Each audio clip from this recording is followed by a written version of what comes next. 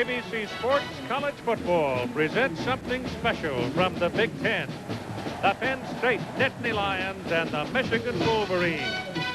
To sit above this massive old history-laden stadium and look out across the countryside, which is Mother Nature's palette this time of the year, is really a privilege. And college football, in its 125th year, may never be better than it will be in today's ball game. As you can see in the Big Ten standings, there is much at stake as Michigan and Penn State meet only the second time ever in Big Ten conference play. Hello again, everybody. Keith Jackson along with Bob Greasy. Lynn Swan is on the field. If you look for one word, and I have all week long to describe what we're about to see today at Michigan Stadium, I think the one word comes off as quality. Quality everywhere you look. And Bob Greasy, let's talk for a moment about the quality of the offense. There's a whole lot of it. Well, there's no question that the strength of both of these teams are on the offensive side of the ball. And for Penn State, they lead the nation in points scored. These two teams are led by some outstanding quarterbacks, and I believe they're very much underrated. Kerry Collins, as a matter of fact, leads the nation in passing. They're fifth-year seniors. They are very accurate. Running backs, you ask, we've got them today. Kajana Carter and Tyrone Wheatley, explosive running backs, big play people, both of them coming off of an injury. But in ball games where the knuckles turn white, more often than not, it's defense that decides it. Well, that's true, but no dominating defenses here today. In fact, neither of these defenses are in the top 65 in the country, but both very physical. That means turnovers, and that's always a key in a big ball game. The crowd today is going to be huge. It may be an all-time record. They don't know. It won't know for a good long time. But this is a relatively hospitable place for a visiting team. It's because the fans are so far away from the field. They're not right on top of the players. And Gary Moeller last night asked the fans, asked the students to get more involved, be more of a factor. On the field right now is our colleague Lynn Swan. Let's join him. Thank you, Keith. You know, when we do a football game, we're always looking for some kind of indicator as to how the game will go. And these teams look more like twins than anything else. They're so similar. But if you look at one aspect of what these teams bring, look at the records of the opponents they have both played. Now, obviously, the opponents that Penn State has played, they have not done as well, but there's not that much difference. So keep in mind the quality of those opponents. Michigan has played teams like Boston College, Notre Dame, Colorado. On the other hand, Penn State's played Rutgers and Temple. Now, we're not saying that the offensive side of the Penn State team can't perform well, but it is a big question for this ball game. Another question is Kajana Carter. He comes into this game the leading rusher for Penn State, but he has a dislocated thumb on the joint. And I am telling you, he's got a pad that's on this thumb to protect it. Now, I'm going to show you this. He's got a glove, but underneath the glove, there's a tape job right on the joint to keep the jump from going back. That's how he dislocated it. On top of it, he's got two pads. Between the two pads is a piece of plastic. The officials came in, inspected it, said it was fine, and then it's wrapped. Now, I've taken it and grabbed the football to see what that grip is like. With the glove, he's going to have a pretty good grip on the football. He also caught the ball very well in pregame warm-up. I saw him reaching out for a number of passes. I don't think the problem is going to be in his grip. The pad on the outside is to protect it from getting hit. If he gets a hit and has pain, then that's going to be a problem. Joe Paterno also said there's no way he could keep Kajana Carter out of this ball game. He said Kajana would be on his case, his mother would be on the case, everyone else. The only thing that could keep him out of the ball game, Bob and Keith, is if he's losing grip on the football and he can't run and keep hold of it. Bob, Keith? Okay, Swanee, what about an off week? Let's, for a moment, talk about that. A year ago, Penn State had a week off to get ready for Michigan. They lost. Then they had another week off to get ready for Ohio State, and they were trounced in Columbus. Joe Paterno and his coaching staff changed their ways a little bit this year, wound up giving their kids the entire weekend off, trying to find the right combination of things to do. Well, I think if you told me, do you want a week off or do you not, I would say two good things can happen. One, you can get your players well, get them to heal. Secondly, it gives you a lot of time to prepare. Those were two pretty good teams, Keith, that they lost to last year.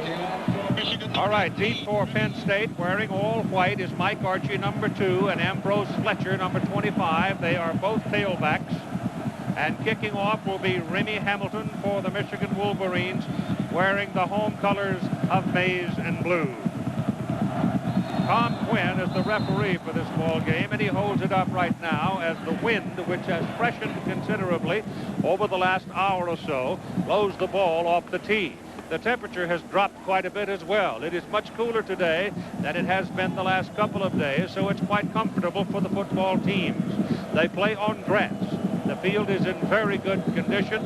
It has dry, and it's been dry all week long. And so here we go with a big one. Mike Archie, 4 yards deep, will down it, and Penn State's first possession will begin at their own 20-yard line. And the offense comes on the field with big number 12 stepping in. He's big enough to play tight end, 6'5", 235, a fifth-year senior from West Lawn, Pennsylvania, and you see his numbers there. He has had a very good year. So this could be the day the Collins boys ride roughshod across the countryside. Both quarterbacks are named Collins. Kajana Carter and Brian Milne open up in the backfield behind Kerry Collins. And Penn State's first play is a pass. Collins is hit hard, but delivers the ball to Kajana Carter. And if you had questions about whether or not he could catch the ball, let me tell you that he can, because that one was drilled to the numbers, and Trevor Price came in and decked the Penn State quarterback. And so it is a first down for Penn State just beyond the 30-yard line.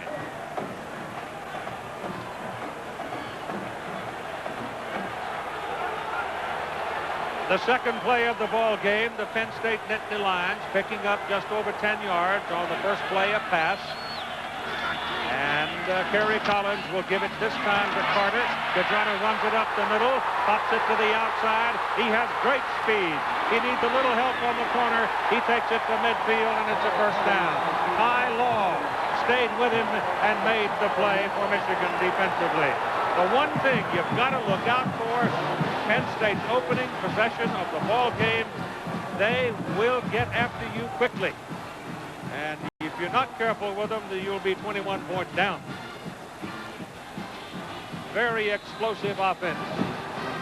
Mike Archie checks into the backfield now for Penn State, with Milne staying in at the fullback position, and Freddie Scott, 31, is a wideout. Bobby Ingram is the other speed burner, number 10. Archie is a good pass receiver, as well as being a slashing darter of a runner. Cuts it back into the middle and picks up about 8 yards on the carry. The offensive front for Penn State is led on the strong side by Hartings and Conlon. They line up with the tight end Kyle Brady, and that is a formidable threesome to run behind.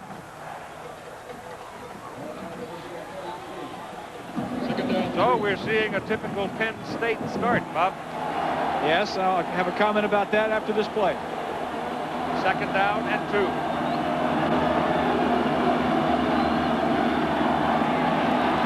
Collins' pass is overthrown, out of bounds, incomplete. Keith, their first 25 plays are scripted. That means they have their best plays on their first drive, and the players are confident because they've been working on them all week.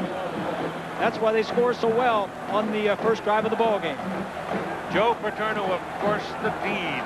He is the winningest active coach in Division 1A football. 45 years he's been on the Penn State campus. 29th season as a head coach. He worked for Rip Engel when he first came to Penn State. Third down and 2 for the Lions. Pressure comes. Kerry Collins' pass drilled and completed to Bobby Ingram at the Michigan 33, and a first down.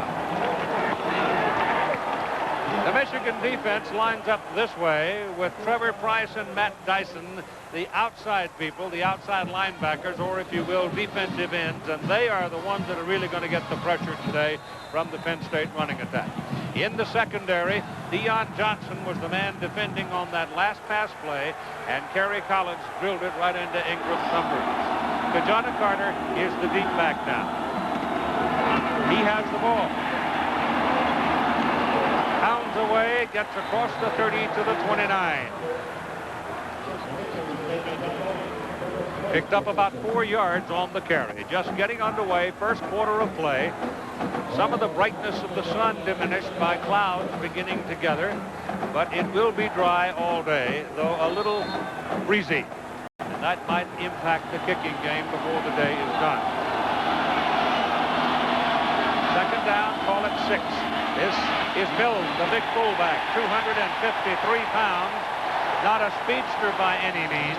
And Matt Dyson leads the Michigan defenders, and they take him down right about the line of scrimmage. One of the keys for Michigan defensively on the left side of your screen, 91, that's Matt Dyson. He's had an injured foot. In fact, he had a broken bone in the foot. Lloyd Carr, the defensive coordinator, says he's our best defensive lineman. It's a big key for us today if he can play and play well, as you take a look at Carr. Ball is on the 28-yard line where it is 3rd down and 5, and Kajana Carter is back at the I-back.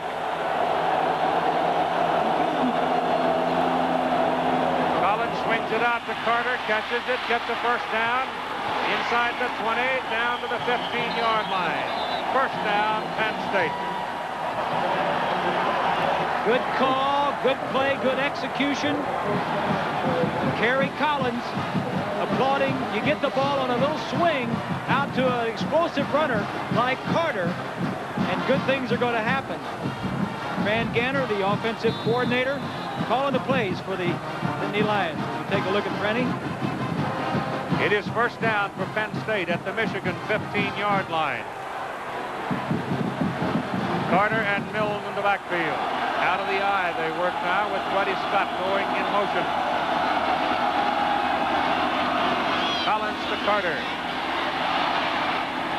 He goes to the 12 to pick up about 3 yards. And folks, here's some news. We get it from John Saunders to retain the longest winning streak in the country. It is now 18. They just can't win turning the ball over 6 or 7 times like the Gators did. Kerry Collins to the end zone. It is incomplete and almost intercepted. There were 2 Michigan defenders on Bobby Ingram. Deion Johnson, number 28, is the man who almost came away with it. He and Chuck Winters were both back there. Well, you call it, Keith. Here are the 2 men that are going to be guarding. He's just going to go down and break to the outside. The plan for Michigan is to double Ingram. They have a lot of respect for Bobby Ingram. You see the double coverage inside and out. The back line of the end zone is an added defender, and Johnson just can't come down with the ball. Ingram did a nice job of breaking it up. It is 3rd down and 7 from the 12 for Penn State. Mike Archie in the middle. And he is taken down at the 7-yard line. He'll be 2.5 yards short of his first down.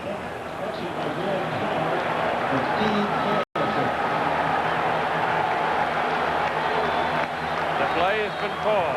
Joe Paterno facing the sideline. It's 4th down. Here's your kicking team on the field for Penn State. Brett Conway, a sophomore from Lilburn, Georgia. Philip Collins holds it. Brad Pantol snaps it. 24-yard try.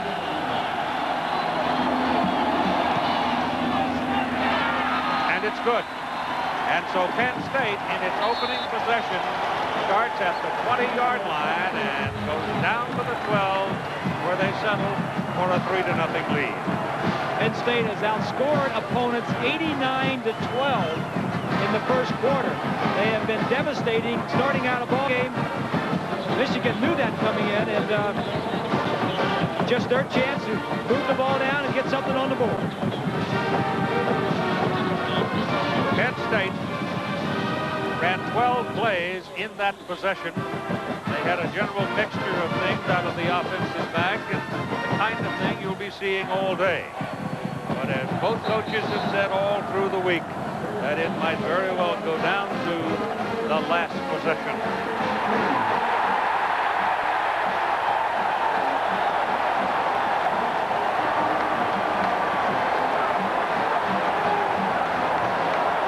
Crowd that is expected to go close to 107,000 roar as Michigan comes out onto the field, and Penn State will kick off after driving from the 20 down to the 12 and settling for the 24-yard field goal from Conway to lead it 3-0. It will be Seth Smith and Damani Toomer, the deep people for Michigan. Smith is 86, Toomer 18. They're both wide receivers. Brett Conway will kick off into the wind. It'll be interesting to see what impact the wind might have on this kick if he gets it up. It's not a big wind, but it will cause some swirling here, and undoubtedly will impact punts more than these kinds of things. Saw what Penn State did into that wind. 6 runs, 5 passes. Yep. From the 4-yard line, it sets Smith. Penalty flags are flying, and Smith is buried short of the 10-yard line. You can't hesitate when the headhunters are coming, and they got him quickly. Here's Tom Quinn, the referee, to define the first penalty flag of the day.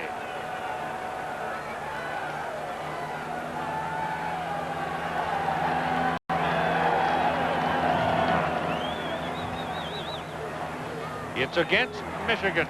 And so the Wolverines are going to start in tough country behind Todd Collins, 6'5", 216-pound senior out of Walpole, Massachusetts. And his numbers are not far off those of his counterpart, Terry Collins at Penn State. They are remarkably alike, both standing 6'5". Todd is not quite as big as Kerry. He gives away about 20 pounds in that matchup. Both are underappreciated. As I mentioned, they are 1-2 in the Big Ten standings as far as quarterback efficiency is concerned. Both accurate passers. Tyrone Wheatley and Jay Foster will open in the backfield for Michigan, and they are both standing in the end zone as the Wolverines will snap it from their own 4-yard line. Penn State to a 3-0 lead on the first possession. Todd Collins' first pass is completed to Toomer, and Damani Toomer runs across the 20 and clears the 25, and Michigan has some daylight.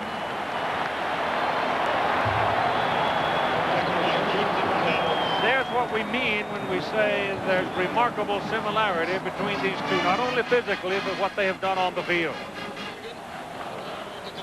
29 touchdowns apiece. That time, Michigan opening up, throwing it out to Toomer. One-on-one on Pittman, and he made a move in the big game, got him out of the hole. Gelsheiser calls a defensive change. Michigan sends Smith in motion, and Collins dumps it off. Here comes Seth Smith, the freshman from Carbondale, Illinois, out to the 34-yard line. He picked up a little over 8 on the carry. Here are the rest of the people in the offense for Michigan now. Wheatley is the obvious man, the celebrated tailback, just now rounding into form after a separated shoulder. Toomer Hayes and a former quarterback, Reamer is the tight end and a very good receiver. Gary Moeller's calling the plays, coming out throwing on the first 2 plays for Michigan. I think it's a good move. Loosen up that defense. Go to your strength with Collins. Second down and 2. They again go to Toomer. The Penn State defender slipped and fell. And Damani Toomer turns in another big play. Pittman slipped and went down to his knees. That left Toomer all alone, and Damani Toomer is too good of an athlete. He'll stick it in the end zone on you. Toomer is 6'4". Pittman is 5'8". Puts a move. The last time he went outside, same route. This time he faked outside and went inside. Had some easy completions for the Wolverines, who have yet to throw, or yet to run. All 3 have been passes. And they have it first down at the Penn State 42-yard line. Kim Herring has checked into the defensive secondary now for Penn State, replacing Cliff Dingle, who's working with a sore knee. Contact before the snap.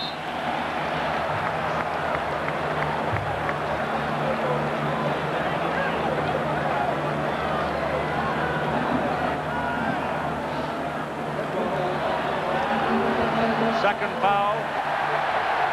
He's pointing at Penn State, being a little too jumpy. The offensive front for Michigan, Jenkins, Runyon, Payne, Marinaro, and Twine, the group just beginning to come together.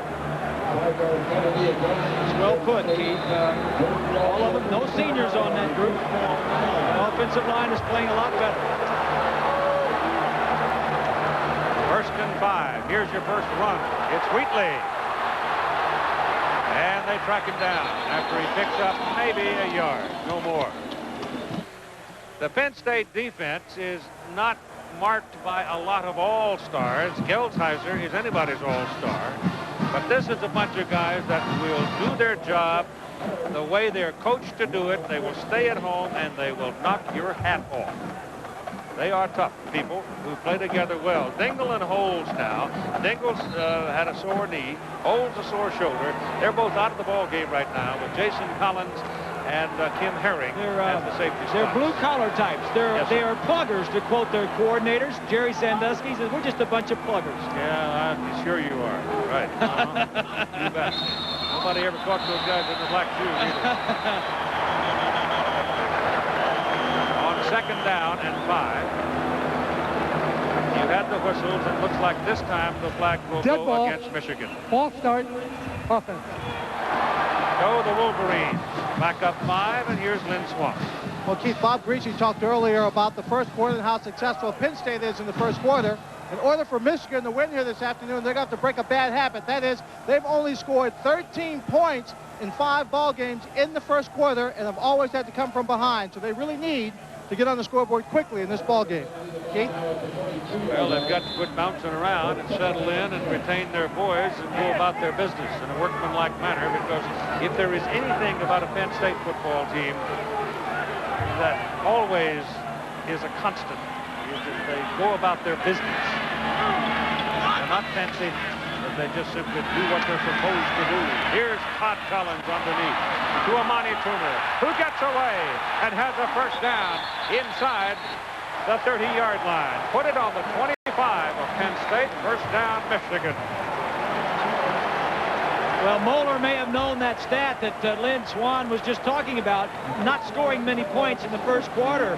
And it's the passing game from inside their own 15-yard line that has moved Michigan now inside the 25-yard line, maybe inside about the 25. He actually started on their 4 after that penalty. Collins is 4 of 4 for 71 yards. Toomer has caught 3 for 21, 25, and 17. First down, Wolverines at the Lions' 25. Wheatley. They cut him off at the pass pretty well. He had to jump over his blocking fullback, Jay Foster, and that took away all of his momentum. And Biaka Batuka now comes into the ball game for Michigan, number 21. Tim Biaka Batuka, 6'1", 205, a sophomore out of Quebec, where he learned to play the game of football.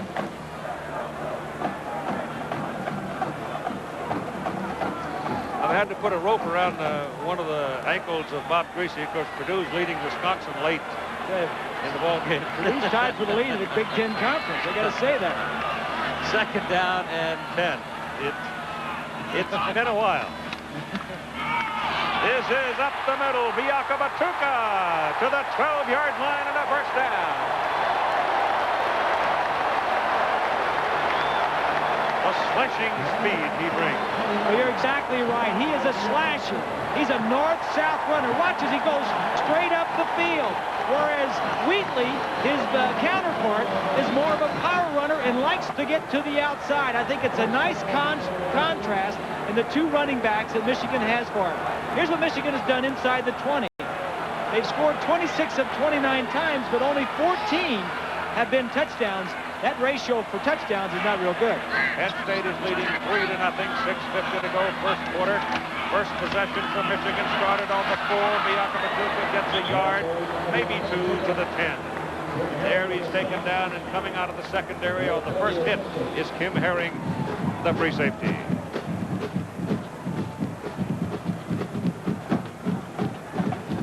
So put the ball at the 10, 2nd down and 8.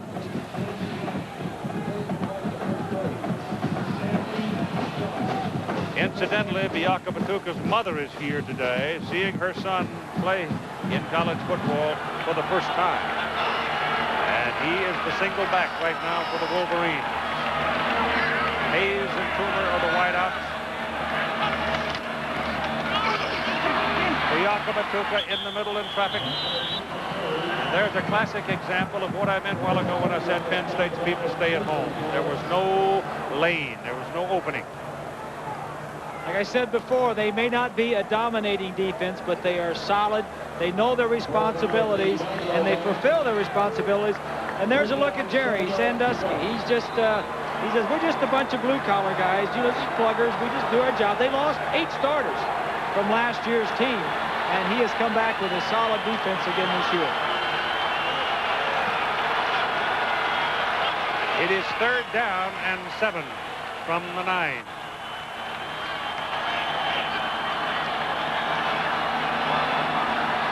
Riemersma, the tight end, is moving around. He's a big target. The ball's thrown toward him, and he can't reach it.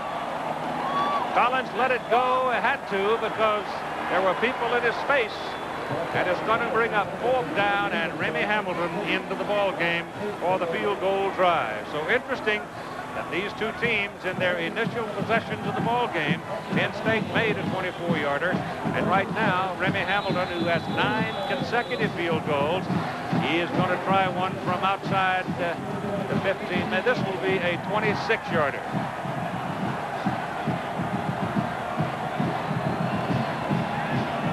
Riemersma, former quarterback, now playing tight end, is the holder. Kick is up, and it hit the upright and bounced away. No good. I don't believe that Riemersma got that snap down cleanly. It looked like he had to kind of reach for it, and he broke his rhythm, and the ball hits the upright. So Michigan comes away empty after a drive that started on their own score. College football on ABC Sports, brought to you by Chevrolet Trucks, the most dependable, longest-lasting trucks on the road. Domino's Pizza, when it's got to be good and it's got to be now, it's got to be Domino's. Visa, it's everywhere you want to be. And IBM. IBM, there is a difference.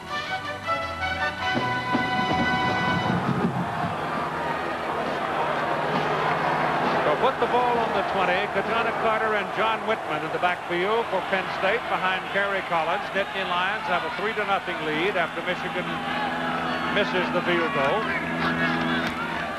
And Carter carries. And the pickup is about 4.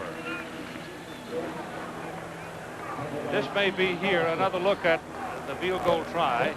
I thought Riemersma may not have gotten it down cleanly. It looks all right there, doesn't it? Looks like the laces may have been facing the kicker a little bit. Kickers don't like that. On short kicks, it usually doesn't make much of a difference. Riemersma, the next quarterback, has been holding for the last couple of years. It's Carter again. Searches through and finds his way to the 35-yard line and a first down. So Kajana Carter seemingly running with all the abandon that he had before he broke the thumb. Monday night, an AFC West showdown between two of the great ones in the game, John Elway and the Denver Broncos, hosting Joe Montana and the Kansas City Chiefs. The Broncos have had a hard start, and Joe's gimpy. But I imagine they'll Wells be there. kind of run dry for the Chiefs, scoring touchdowns. They need to stay and win some games. San Diego's taking off. That's the tight end Kyle Brady, a 6'6", 260-pound senior from New Cumberland, Pennsylvania, making the grab. And I think you'll hear his name quite a bit before this day is done. Number 81, he's checking. A little delay. Let the fullback go in front of you. Randy Ganner, the offensive coordinator, says he is the best blocking tight end ever at Penn State. He also has caught 53 passes and 8 touchdowns in his career. Very good player. Second down. This is the fullback, John Whitman, 6'3", 238 pounds, out of Wrightsville, PA, and he just picked up a Penn State first down. These two fullbacks, Whitman and Milne, killed Southern California. They just tore them up, which is another big football team. And they're going to put that hat on the Michigan defenders a lot today. There's the other guy, number 22, Ryan Milne. Whitman's 238, Milne 253. They will wear you down. First down, Lions midfield. Kerry Collins. Good fake. Man is wide open. Freddie Scott. First down, Lions. Michigan 32.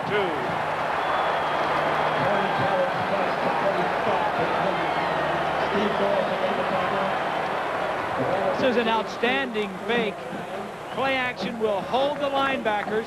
You see 37 Irons, he went the other way. The whole middle of the field is going to be open where Irons, the middle linebacker, is supposed to be. Just good play action faking. Fourth different receiver to make a catch for Penn State. Lions lead it 3-0. This is their second possession of the ball game. Mike Archie, number 2, carries and picks up a good 5 yards just following the offensive surge. He got in behind Hardings, Conlon, and Brady.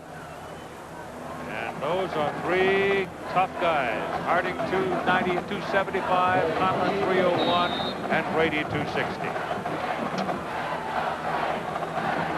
At the end of the ball game, Genuine Chevrolet, most valuable players of the game from each team.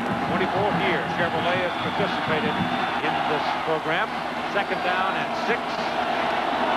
Steve Morrison now with 5 tackles as Kerry Collins throws under pressure. Foul Brady, tight end, fighting for the first down and may have reached the marker.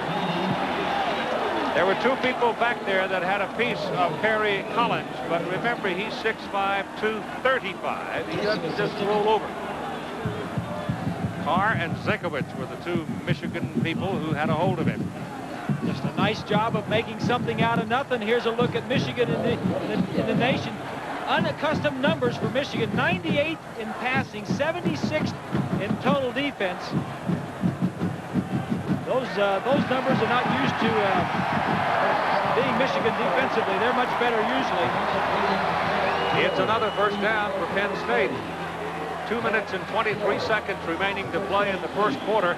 Michigan had the ball for 1 possession, went from their 4 down and missed on a 26-yard field goal try. Penn State had the opening possession. This is their second, so Michigan may not see the ball again in the first quarter. There are the numbers for Penn State offensively in the nation. That's what the Michigan defense is going up against. John Carter back in. Kerry Collins throws. The ball got away. Slipped out of his hands and sailed away over the head of Kyle Brady, number 81, the tight end, on a post pattern. And he was, if you wondered, available. Yes, he was. Was again, as I mentioned, these first 25, 30 plays are scripted. They go over them late in the week, Wednesday and Thursday. That gives the offensive line, the wide receivers, the backs, the quarterback, the confidence. They go over them at night. They study them. They go over all the different possibilities. That's why they're so successful at the beginning of a ball game. Gary Collins, 6 out of 9, 61 yards here in the first quarter. That's Freddie Scott. Give it to John Carter, looking for the block on the corner. Will find his way to about the 21. And Matt Dyson held up well under the blocking, spoiled it, and made the tackle. Kajana Carter now has run 6 times for 43 yards. Carter is so tough to bring down, Keith. He's 5'10", about 220 pounds. 2 weeks ago, he dislocated that thumb, had surgery, and now he's out here playing. Tough kid. Third down and 9. From the Michigan 21, Mike Archie is the deep back. They come. Archie gets the ball out here all by himself. He's a tailback. And he's down inside the 5. First and goal, Penn State at the Michigan 3-yard line. Chuck Winters saved the touchdown.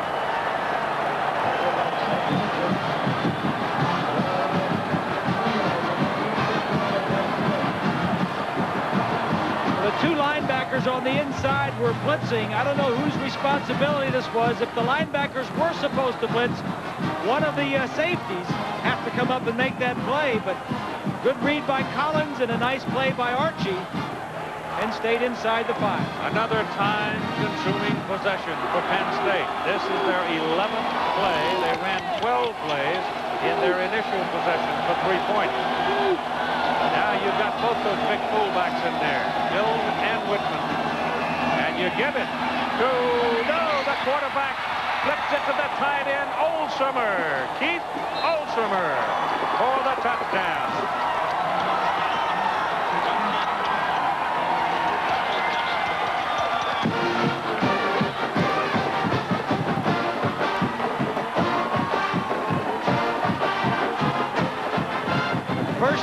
has a great down to throw on the goal line. Little play action, holds the linebackers.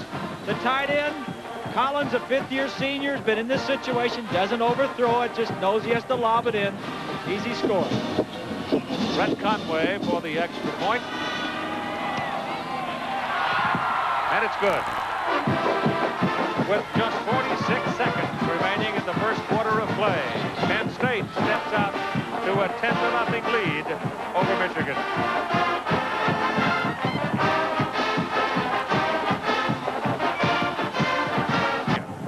At the controls. We anticipated offense in this ball game. Well, so far, with 46 seconds to play in the first quarter, we've had 240 yards. Penn State 153, Michigan 87. Penn State's had the ball twice, scored both times, field goal and touchdown. Michigan had one possession and missed the field goal. It is Seth Smith, a yard deep in the end zone. And comes to the 19 and stops rather abruptly right there. That's where Michigan will go to work.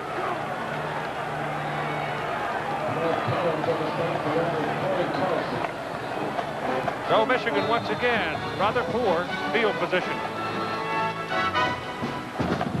Well, let's see what the Michigan offense can do now if they can respond. They did their first possession.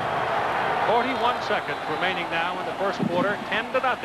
Penn State leading. They continue to jump all over people in the first quarter, and Michigan continues to be relatively inept, or at least quiet in the first quarter in scoring. This is Tyrone Wheatley carrying for about 4 yards as we now check in with John Saunders. The second down, 6 for Michigan. The ball is out of the 23. Wheatley's the deep man. Hayes and Toomer are the wideouts. And obviously Todd Collins was willing to let the clock expire and will change directions on the field with Penn State leading Michigan by a score of 10-0. Second quarter of play, Penn State leading 10-0. Michigan's ball, second down and 6. And Wheatley looking for the outside will lose on the play as Phil Yeboah-Cody steps in there and makes the hit. Yeboah-Cody had 4 individual tackles in Michigan's first possession. So he makes another one. That's 5 for him today. That's what happened in the first quarter. Penn State had the ball twice, Michigan only once. So they had a lot more plays. 153 yards to 91 and almost 2-1 in time of possession. 2 long drives. Michigan had 1 long drive. The difference, Penn State converted, got points on both. Michigan missed the field goal. Biakabatuka is back in at the tailback position. He's the man in motion now. And Todd Collins rolls looking for the deep play. Has to go underneath on it. The penalty flag is thrown. Amani Toomer being covered by a linebacker, and that's a mismatch. Willie Smith flagged on the play for pass interference. If it is, in fact, pass interference, it's a 15-yard penalty and a first down. If it's holding, it's 10 yards. It is pass interference.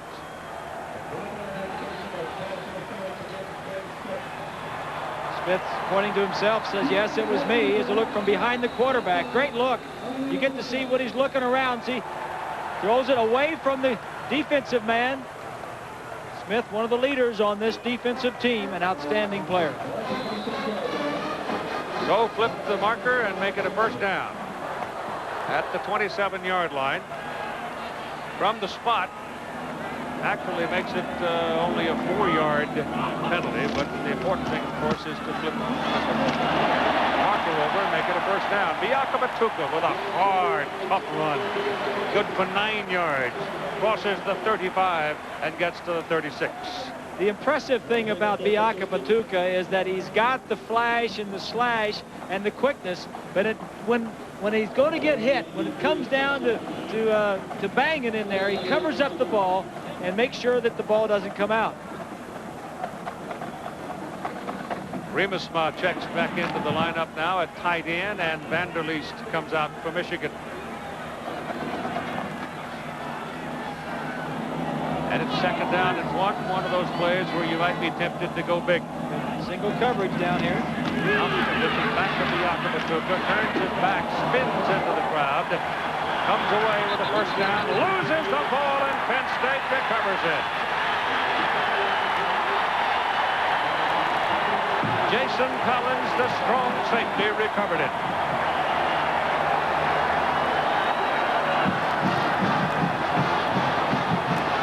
Michigan digging a hole.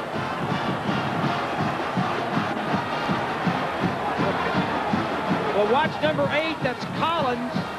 Jason Collins. He's not only going to recover it, but he's going to strip him from the ball. He's got a good hold on it right here. Now he's pulling. He's got another safety there. So if he doesn't get the ball, the other man will tackle him. It's a smart play by Collins. And it's first down, Penn State at the Michigan 38-yard line. The Lions lead 10-0, just beginning the third quarter with Carter and Whitman. And Kerry Collins goes to the sidelines to the big tight end, Brady. Brady gets past the marker and a first down at just inside the 27, close to the 26. Dion Johnson at 6'2", 209, wrestling with a 6'6", 260-pound Brady. You see the passing leaders, quarterbacks in the nation. Kerry Collins leads it. Todd Collins is 6th. What a machine this Penn State offense is as you take a look at Todd Collins on the sideline. John Carter picks up a couple of yards to the 25.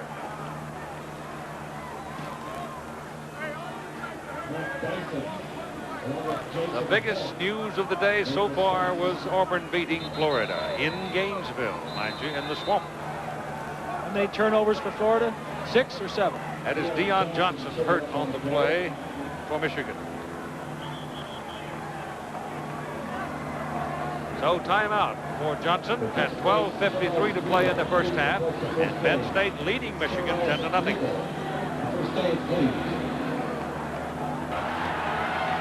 Time back in as Penn State wearing the white comes to the line of scrimmage. Second down and about 8. The ball is on the 25-yard line. Brady Scott's a man in motion. John Carter has it, carrying it in the left hand. The right hand is the one that was injured. He gets safely around the corner, turns on the jets and goes inside the 10. It's first and goal to go. Penn State. Ty Law made the tackle.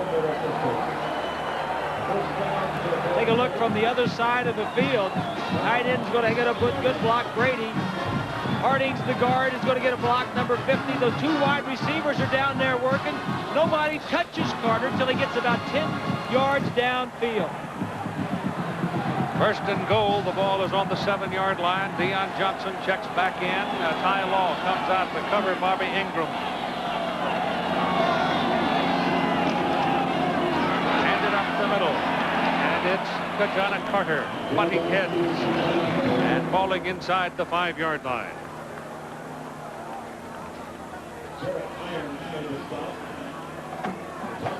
Joe was really cranky in the Temple ball game. I mean, he kicked some rear ends that day, and even though they won rather easily, he thought that people were not doing the whole job. Well, and he got him stirred up for that week off. He admits they haven't played a tough schedule. He says, we'll find out how good we are here today. It's second down and goal just inside the 5. This is Carter. Touchdown, penalty flag. Hold the phone. Let's see what the flag's about. Holding Penn State, no TD. Bring it back.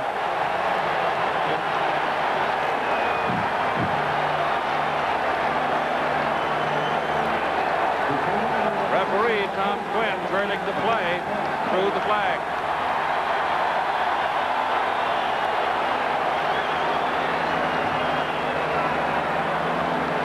Oh, that's a mistake. That cost him a touchdown. Going to back him up at least 10, maybe 13 yards. And the offensive line, watch the right side of the screen. 53, that's the Conlon, the strong side tackle, and the official, the referee, threw the flag right in that area. So the ball comes back to the 16-yard line. And it's about a 12-yard penalty. Mike Archie now is the tailback, and he goes in motion. Good receiver, remember. Gary Collins getting pressure. Turns upfield and taken down at the 14. Steve Morrison, number 36, made the tackle for Michigan. That's 8 in the ball game for him. Steve Morrison, a linebacker that is not real big and not real fast. He's a fifth-year senior. He's out there because of his smarts, his savvy. He knows where to go.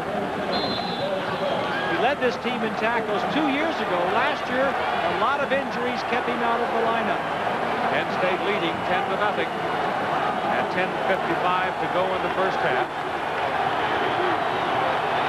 They've had 6 different people catch a ball, 5 different people run the ball. It is 3rd down and 14 on the Michigan 14, and Kerry Collins swings the ball out to Archie. And Mike Archie will get back to the 10, and it'll be 4th down, and Penn State's kicking team will come on. Well, they go from a touchdown on the hold, and Michigan holds. It's a big play by the Wolverines to go from what was 7 points to maybe only 3. Or maybe not. Maybe that's the bad luck end of the field. This is where the Michigan kicker Hamilton hit the goal post. Brett Conway kicked a 24-yarder in the very first possession of the ball game. Everything looks good and is good. He hit it with considerable authority, and exactly 10 minutes to play in the first half, the score grows to 13-0 for Penn State. 13-0, the Nittany Lions from Happy Valley leading the Michigan Wolverines. And the big house is kind of quiet right now, except for about 5,000 or 6,000 blue and white folks down there in one of the end zones. As you look at the field, the one to the right. Brett Conway will kick it away now, and Seth Smith, Amani Toomer, the wide receivers, will wait for the kick for Michigan.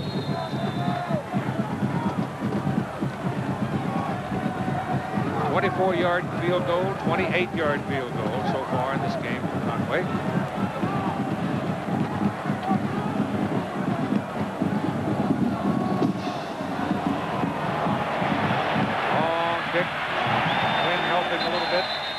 Smith downs it, comes out to the 20, where Michigan will go to work next Saturday. ABC's college football presentation at 3:30 Eastern, 2:30 Central. You'll have Michigan going down to Champaign, Illinois. That's a tough place for a sore team to win. You'll have UCLA, Arizona, Washington, Oregon out west. There'll be other games that will be chosen later. So check your local listings and call your cable operator for the games available on pay-per-view next Saturday here on ABC Sports. All right, Wheatley is the deep man, the tailback. This is Michigan's best starting point for a possession so far in the game. Exactly 10 minutes to go in the first half.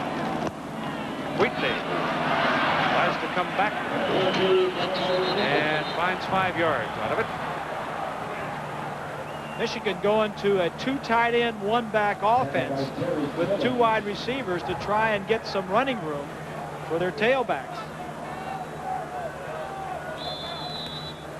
There hasn't been much. The only room they had for a running back was what Biaka Matuka found early on in his first carry up the middle. Yep.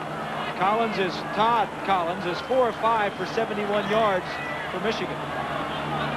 Wheatley's only gained 9 yards in his 5 carries so far. 2nd down and 5. Tyrone's got it again. Bounces outside. And they cut him off a little bit short of the first down, and a penalty flag is thrown. Ryan Miller dragged him down a yard short of the first down marker. And it looks like a penalty against Michigan. Yep, illegal use of hands.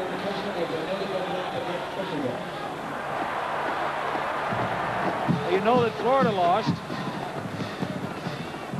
A lot of them playing later on today.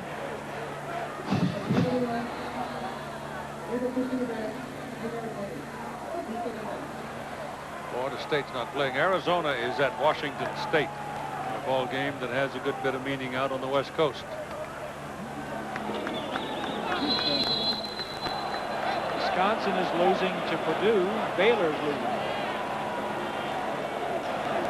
All right, second down and 10 now after the penalty.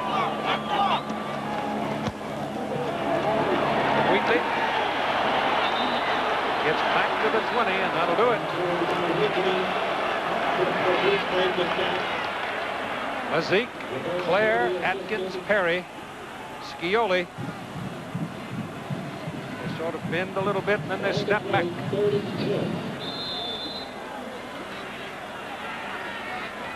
Gary Sandusky calling his defensive signals to the team on the field. Penn State coaching staff, one of the in tenure right around the tops in the country. Nebraska and Penn State lead the country in that particular category, with their coaches staying where they are. They don't move. Todd Collins looks down the middle and throws, and the ball is dropped by Amani Toomer. He was in traffic, no question about it, but there was nobody between him and his quarterback, and the ball was right between the 1 and the 8. Watch what Penn State is doing. They're putting an extra back right here. It's called a robber. The man's going to come down and run the square in, but watch the man in the middle of the field. Michigan all week has been concerned about the robber. It's a square in, and the robber was right there. Yeah, but there was nobody between them, Toomer and the ball. That's true, but all week they've been alerted to that. High punt by Trey Baker, and not very well done. Slithers off the side of the foot. Only a 24-yard punt. Things are not going well for the home team. Penn State gets the ball back at the 44-yard line of Michigan, first down. Their first possession, they came away with 3. Then they got the touchdown, and then another field goal after a touchdown was called back because of penalty. Now they're rolling downhill from this starting point. The pass is completed to the big tight end, Kyle Brady.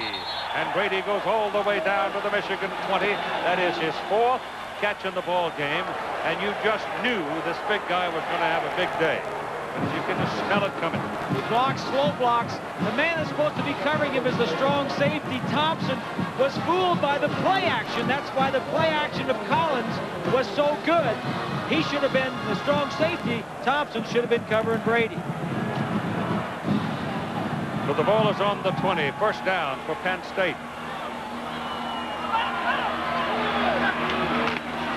Gary Collins gives it to Kajana Carter, and Carter adds to his total. That's his 10th carry, and he picks up about 6 yards there, so he'll have 71 yards. And we go now to John Saunders.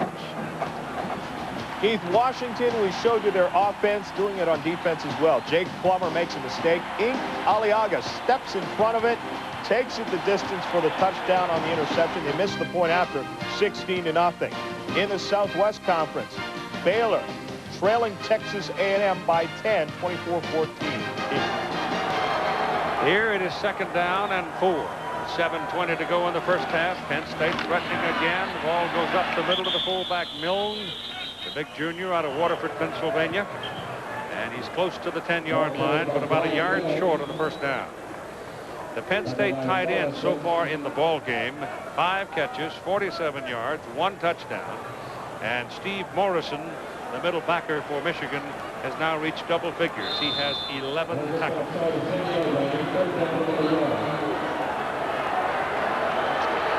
That tells you one thing, I think, that is really significant, that the offensive front of Penn State is nullifying the down people for the Michigan defense. They have huge splits, unusually large splits in that offensive line.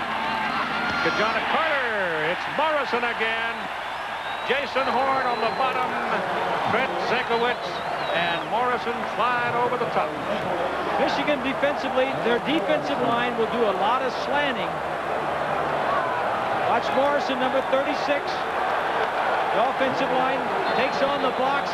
Morrison jumps over the block of Milne, number 22, and makes the play. Penn State's going for it on 4th down.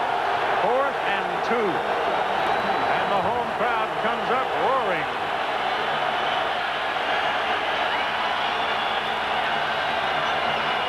Kerry Collins with a long count, trying to get Michigan to jump. And then he calls timeout.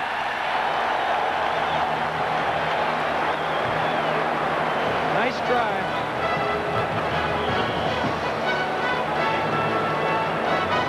Brett Conway is in the ball game for the field goal try for Penn State. He has 24. He has 28. This was from the 19, so this is a 29-yarder. And if he's successful, Penn State will have scored on every possession. And he got it.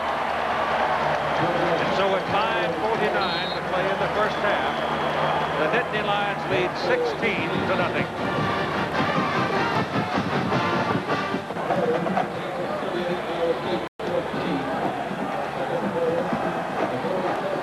The massive Michigan Stadium, and we're waiting for the final count today in the crowd. As you look at the scores of the Big Ten, Purdue and Wisconsin. Remember, Wisconsin's quarterback Bevel gone with a separated shoulder. Ohio State beat Michigan State up at East Lansing today.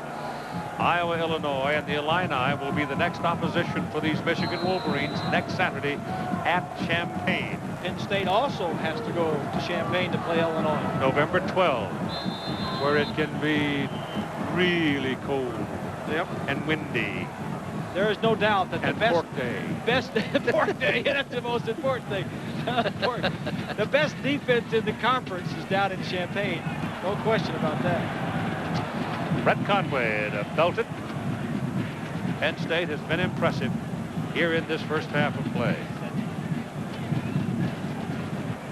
They came into the ball game ranked 3rd in the nation. Michigan ranked 5th in the nation. Number 1 Florida has been defeated. Nebraska won. The win helps. The ball goes deep in the end zone, and Seth Smith will down it. And once again, Michigan will come out to the 20.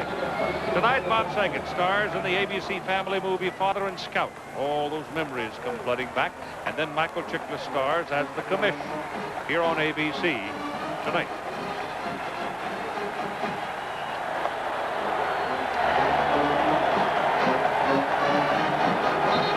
Wolverines have never come back to win after being down more than 14 points. They're down 16-0 here at the 5-minute mark of the second quarter. Michigan needs to throw the ball, Keith. They need to get back to throwing. They threw the ball well on their first drive. They're not getting anything done running the football. Tyrone Wheatley is in the backfield, and Todd Collins lets it go to the tight end, Remersma.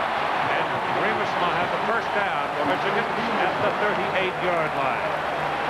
When Jay Remersma was at quarterback in the backup position, he was lean and lanky.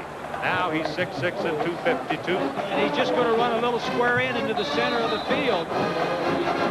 Big run on first down. Remersma puts a nice move. There's nobody underneath or between he and Collins. Michigan needs to throw the ball to move it. Both tight ends are wandering around kind of loose today.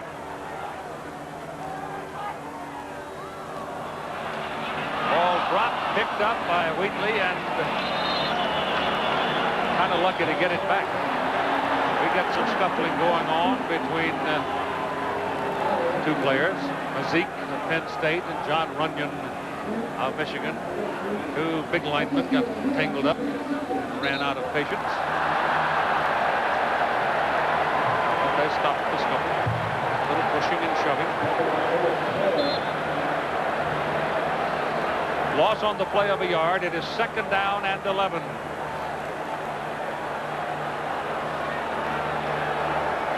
And Smith, the linebacker, number 52, on an inside blitz, knocked the ball loose. Todd Collins throws again down the middle. Again, it is good. It's Amani Toomer, number 18, the junior from Berkeley, California. And it's a first down for the Wolverines at the Penn State 43. You've got to try to run because that sets up that play-action pass and the square ends. But Michigan and Collins need to continue to throw first and just throw a running play in every now and then. They're not getting anything done except through the air.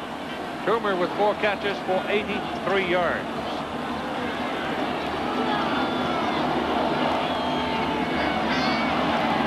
$16-0. Penn State leads. Todd Collins quickly. The ball is caught by Toomer, and he's wrestled down after about a 5-yard pickup. A couple of people on his back, including Marlon Forbes, number 46.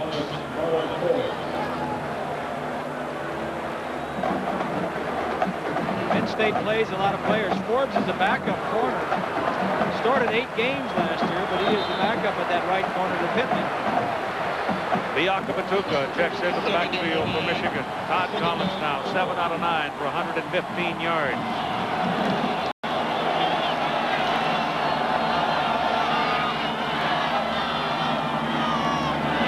Biakabatuka on a fake. Ball is thrown down the middle to Mercury Hayes, the junior out of Houston, Texas, and he can't reel it in. Tried to go again over the middle of the field on a fake play action to square in. Penn State aren't dummies. They know that they're being hurt in the center of the field. That time it was very close. Wasn't much room in there. Nope. Even though Biakabatuka carried out the fake very well. Put it on the 37-yard line for a 3rd down and 4. This is a big play for Michigan here in the first half, if they ought to keep the ball. Penn State's in the neutral zone defensively. Biakabatuka pounds away and is very close to the marker for the first down. Get a flag, Keith. On this side, a flag thrown. Penn State's in the neutral zone, so it's going to be offside.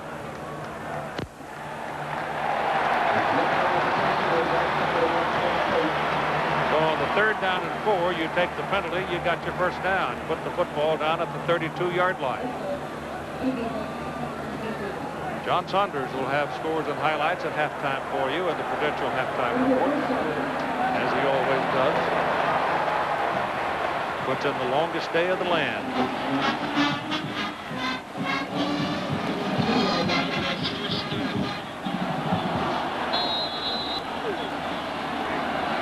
Put the ball on the 32. Wheatley is the deep man. Here they come. He got him too. Number 43, Phil Yeboah Cody, the senior from Montreal. Quarterback's got to recognize that they had 8 men up near the line of scrimmage. The play is not good against this. You had single coverage on the outside and an opportunity to check to a big play, because the running play will not work against that many defenders. Loss is back near the 35. Oh, they will call it at the 34 because that is the next forward hash mark, and make it 2nd down and 12. Wheatley, single back, Collins throwing. Got to hurry. Sack back at the 46-yard line by Willie Smith. And here's John Saunders. Keith, UTEP against Kind of interesting out in Fort Collins. Colorado State, Sonny Lubick doing a great job. One of the real surprises of this year. 3rd down and 22 now for Michigan.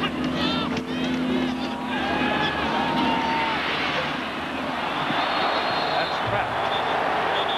Not a catch.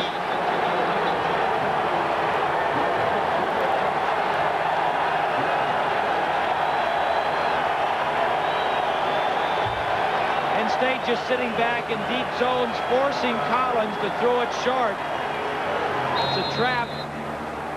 Fans are booing because it didn't have a chance to pick up a first down or any yardage to get into a field goal range. Now, Wolverines have to kick it away. Craig Baker, who had a 24-yard punt on his first one today. Mike Archie waits for it at the Penn State end, and Baker gets it out. Low kick. Archie with a fair catch at the Penn State 10-yard line. You've got 1 minute and 33 seconds left to play in the first half. 34 yards on that punt.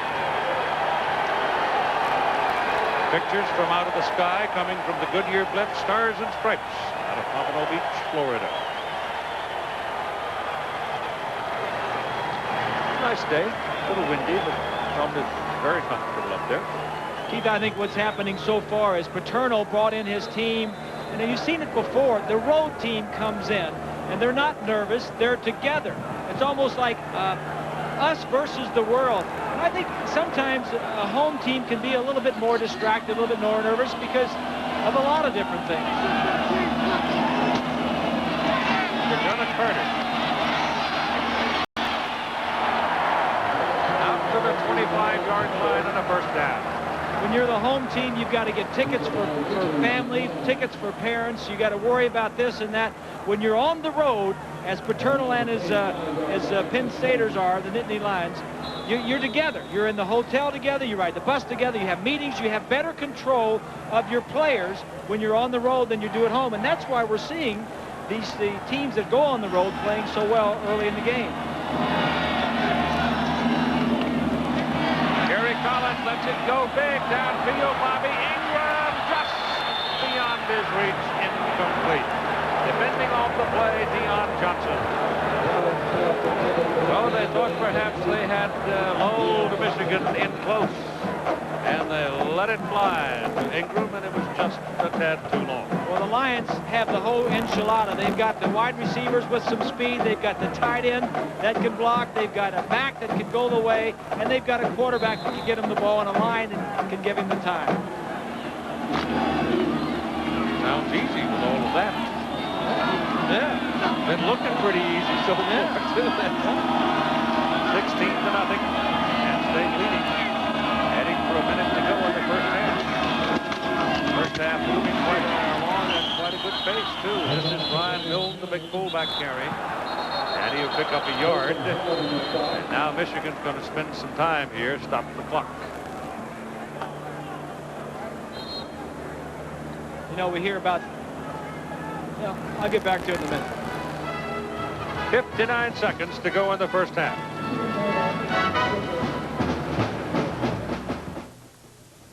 I'd like to make or discuss everybody talks about home field advantage, Keith, and I think there is an advantage to playing at home, but I think there's also a disadvantage. That's what I was talking about earlier. You got family coming, you got rooms, you got tickets and all that other stuff.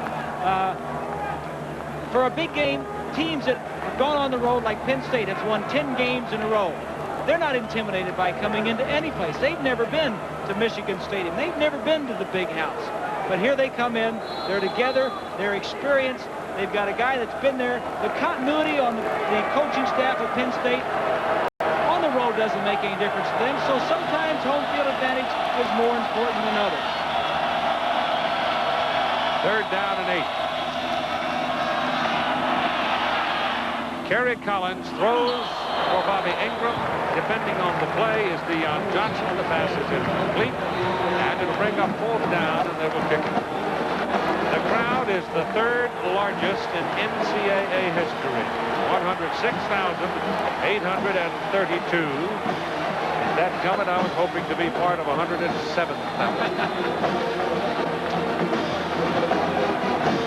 Yeah, would you call a couple of your friends and get them over here?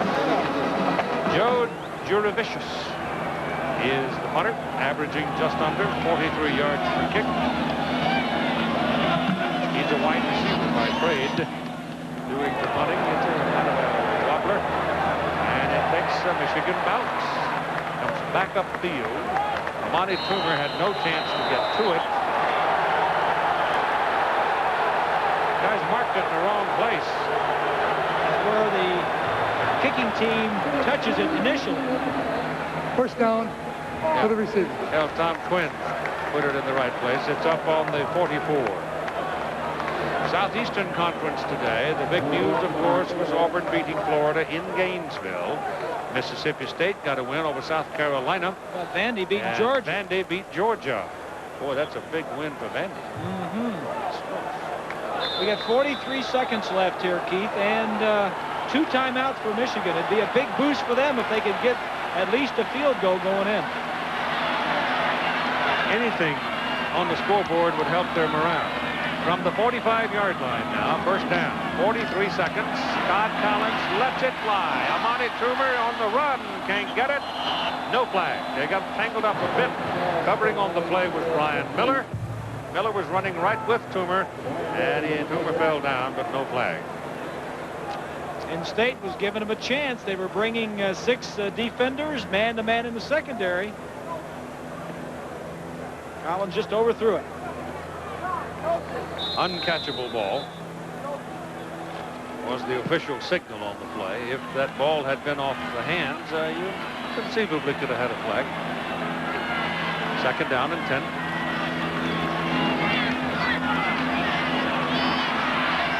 That won't get you much. Get you wide out killed is what it can do. Seth Smith is just consumed by a bunch of them in white, including Phil Yeboah Cody. Phil was the first one over there and led the defensive charge. Michigan is in the fix right now of getting overwhelmed if they're not careful. Let's go back and let you be the quarterback. Let's go ahead and run it, and I'll ask you to stop it. Go ahead and run this play. Now watch as the receivers come down. Now stop it right here. Now there's nobody open. Here's a receiver. Here's one. There's one. The open area is all in here in the middle. There's nobody in the middle. That's why the only outlet that he goes to, go ahead and run it, is the man out to the right. There's nobody to dump the ball to. 4 receivers were out. 6 stayed in the block. Now, the time before that, Penn State blitzed, and there weren't anybody in the secondary. That time, Sandusky, the coordinator, changed up a little bit, doing a nice job mixing his defenses. Jerry's boys are having a good day so far. 20 seconds remaining in the first half. 3rd down and 17.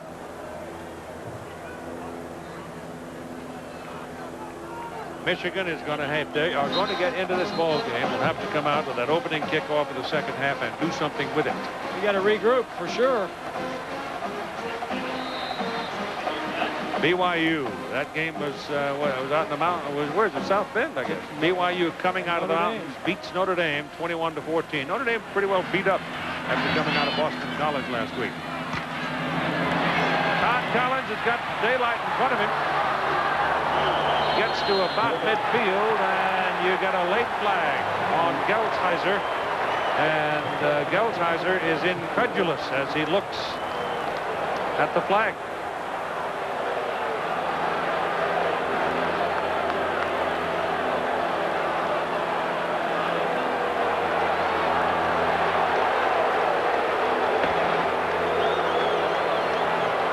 I don't know if he called a late hit to the head. Apparently. Contact on the defense, 15-yard penalty, automatic first down. He's down right now with his knees. Yeah, that's a spear. You got to call that. This is not the National Football League. This is college, and they don't protect the quarterbacks as much, but this is definitely something that should have been called. Gelsheiser was an ex-quarterback, and he is an outstanding linebacker. You know, I was thinking, I saw Ray Nitschke the other day, one of the all-time great linebackers, Hall of Famer. He started out as a quarterback and was turned into an outstanding linebacker. And Gelsheiser, that's the reason he wears number 16. He was a high school quarterback coming into. But Joe's done that before, taking quarterbacks and turned them into linebackers. It is first down for Michigan at the Penn State 35. Todd Collins on a roll. Has some time with the roll. As a man, Mercury Hayes out of bounds at the 16-yard line. You got 2 seconds on the scoreboard. And Michigan's going to call timeout. 3 receivers on the left, and he's going to roll out to buy some time. Now, the 2 outside receivers go straight down, and the inside one breaks to the outside. Nice design. You can throw the alley-oop in the end zone if you want, or you could throw it's about a 20-yard square out to pick up your yardage. 2 seconds, and you're in shape for maybe a field goal try. Well, Hamilton has swung the leg and loosened up. It'd be about a 33-yarder. Where the ball is located at the 16-yard line. Hey. Another a name from the past, a great player, always comes by to say hi today, was Ron Kramer, old Packer. And Pete Elliott. And Pete Elliott was invited. A lot of people coming. If you're in the neighborhood and this kind of a ball game is available, you go see it. Pete Elliott is an old Michigan player and going into the National Football Foundation Hall of Fame in December. Is here. Kramer was All-American here, what, twice, wasn't he? Yeah. 9 for 9 is Hamilton from this distance between the 30 and the 40. But he missed one early on in the ball game today from 26 yards as it hit the left upright.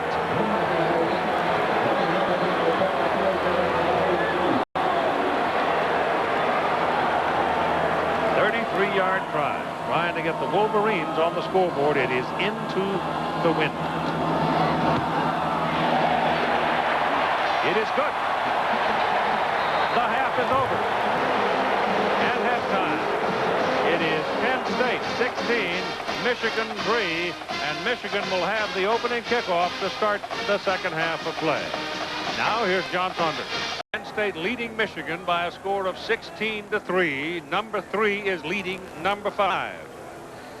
And the Michigan Wolverines, Bob Greasy, will get the ball to start the second half of play, and they sorely need to do something with it. Well, we mentioned at the top that the strength of both teams is their offense, and we also said we didn't think that the defenses were going to be run over. They were going to play a lot better, which they have. Michigan needs to come out and throw the football like they did on the opening drive. They moved the ball right down. They missed the field goal, but they have not run the ball well. Wheatley has run it like 9 times for only 11 yards. They need to open up. The only touchdown in the ball game was a pass to the tight end. Now, the tight end has been an obvious person in both offenses, and in particular, Kyle Brady. And in the end zone for this catch, however, it's Keith Olsemer for a 3-yard reception. The fake, the play action was very good, and Olsemer was all alone in the end zone for the touchdown. So that TD, plus the 3 field goals by Brett Conway, and a 33-yarder to close the first half of play by Remy Hamilton is how we've arrived at a 16-3 score.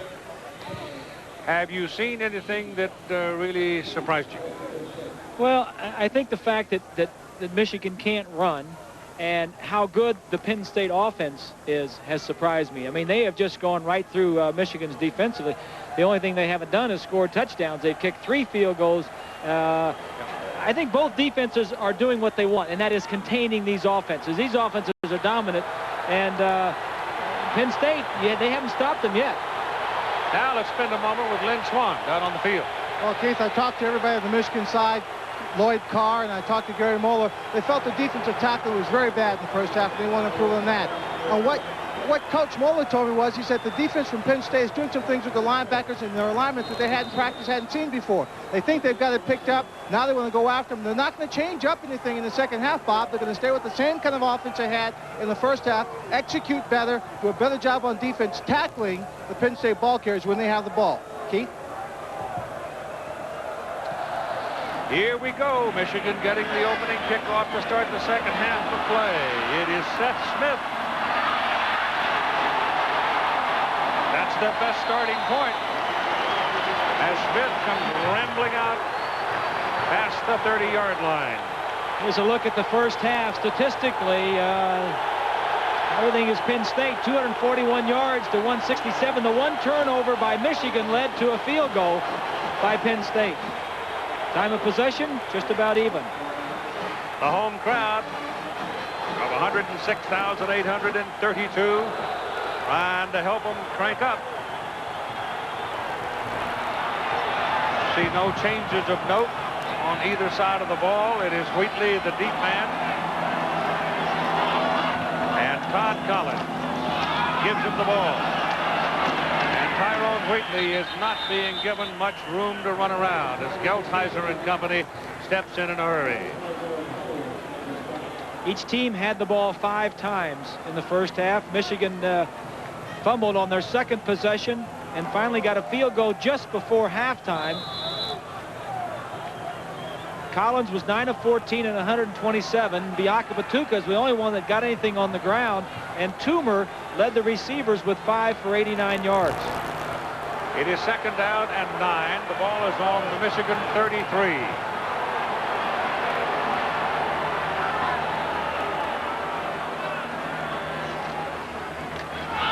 Wheatley finds a hole. He's gone. Touchdown.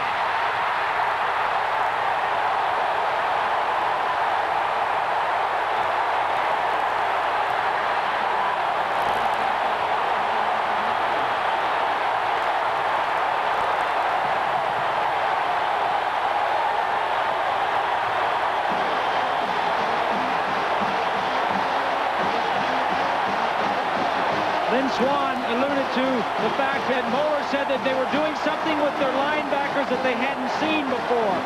Well, watch it right here as the ball is going to go over the right side. The linebacker's going to blitz up to the right side. The safety moves over. It's a strong side blitz. Thinking they're going to run strong side, Michigan goes back weak side, and it's big play all the way. Hamilton for the extra point try. Penalty flag. The kick was good.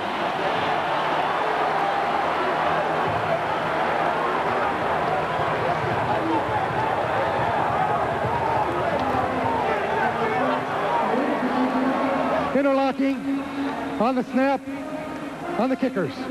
5-yard penalty. They'll have to do it again. They were interlocking their legs.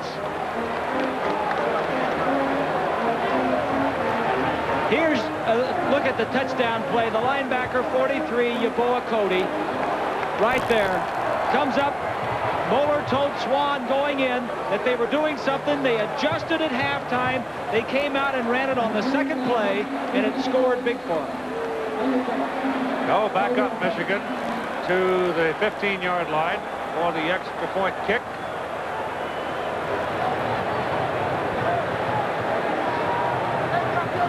Gary not happy with the interlocking call. That is something that nobody does on purpose. Every offensive lineman takes a step down to their inside, and that must have been what he said was interlocking. See him? Yep. Kick is still good, and we have a ball game in Ann Arbor. Now 16-10. 7-yard run by Tyrone Wheatley on 2nd down and 9. It's a 16-10 ball game, and the furnace has been lit at Michigan Stadium. Remy Hamilton kicks it high, long, into the mild breeze. I mean, he hammered that thing. Mike Archie putting it down in the end zone. Penn State had the ball 5 times. They scored on their first 4 possessions, albeit 3 of them were field goals. Then they punted on the last one.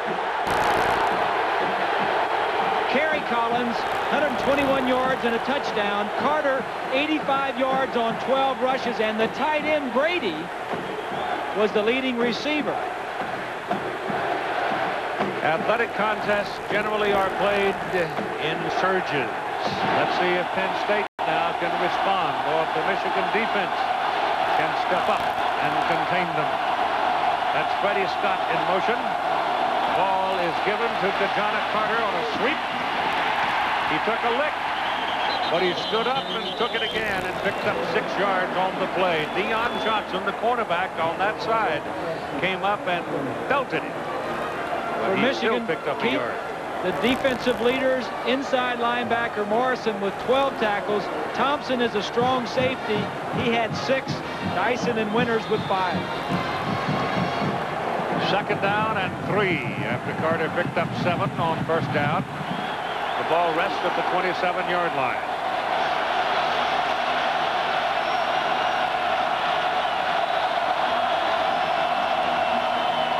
Kerry Collins looks one way, goes to Scott on the other side, and Freddie has a 1st down at the 39-yard line. And here's Lynn Swan. Keith, at the end of the first half, Joe Paterno said he wasn't going to change anything for the second half, but he was very disappointed and concerned about the penalties that stopped this Penn State team from scoring. As Bob said, they scored on their first 4 or 5 possessions, but they were field goals, and he's disappointed they didn't get the touchdown. And after Wheatley's gallop for a touchdown, you can understand his concern. Pete?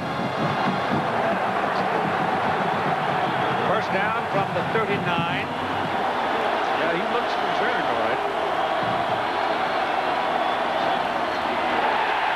Kajana Carter gets tangled up and goes down. Back at the 35, a loss of 4. Ben Zenkowitz was the man in the neighborhood. Michigan likes to slant their linemen, and this time they were slanting to the inside. Zenkowitz from the right side of your screen Carter sees him, slips a little bit, and goes down. That's an unusual loss for that young man. He has been on fire. As we mentioned earlier, he's been explosive. Zinkowitz came in with 3 quarterback sacks to lead the Wolverines. Second down and 14. Penalty flags all over the place.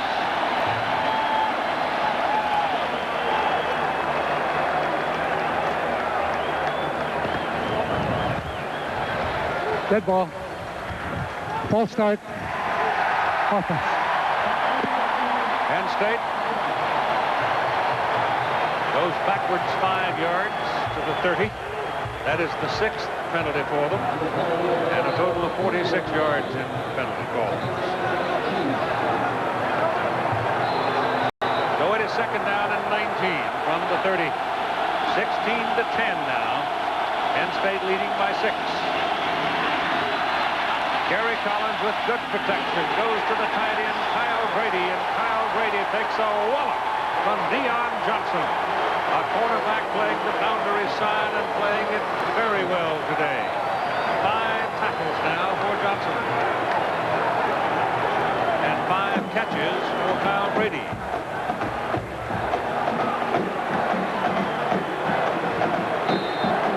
The difference in the start of the second half from the first half is that this crowd is in the game. Yep. Kajana Carter, the single back. You got 4 wideouts, and Kerry Collins rolls out to buy some time. Johnson goes after him. He gets the ball away. And it is incomplete, intended for Chris Campbell, the sophomore from Akron, Ohio. And the crowd roars some more. But the crowd here at Michigan Stadium, the noise sort of fades away from the field. It is not as oppressive as it can be in different stadiums. Monty Toomer dropping back now for the punt of Jurevicius. His first and only kick today by Joe was 28 yards.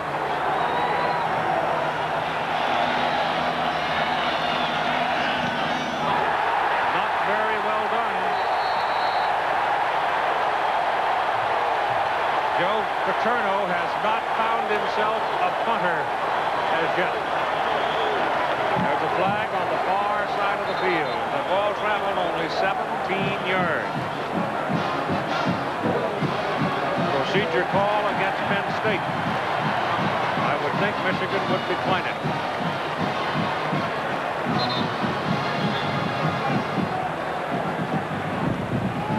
A 17-yard punt, you give him a second chance, he might kick it 70. There shouldn't be any choice here. You just decline it. Unless it happened before the kick. That's right. If it was a dead ball foul before the kick. They decline it. Yeah. The ball rests at the 48-yard line of Michigan, first down. College football on ABC Sports, brought to you by Chevrolet.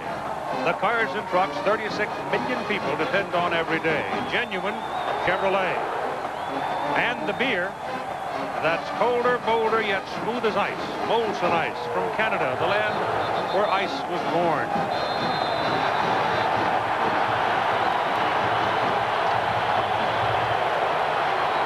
Just short of the 49-yard line. First down for the Wolverines, Wheatley and Shea Foster in the backfield, and that's Wheatley in motion. And Todd Collins passes away to Toomer. First down at the Penn State 21-yard line. Kim Herring and Marlon Forbes took him down. It's an 8-man front and 3 deep zone. They knew this coming in. Collins takes 5 steps, looks to the right, and throws in the seam. Toomer splits the corner and the free safety.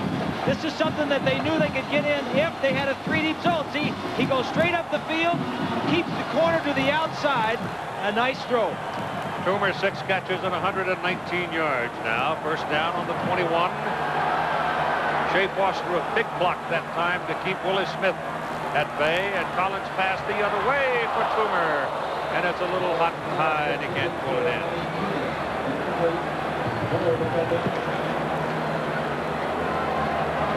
Sandusky, the defensive coordinator, blitzing that time, not given Todd Collins, a lot of time to throw. 29 years. Jerry Sandusky, 27 years on the staff at Penn State. Continuity in that staff, I'd say.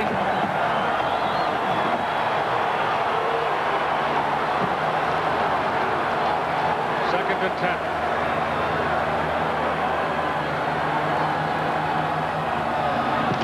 Wheatley.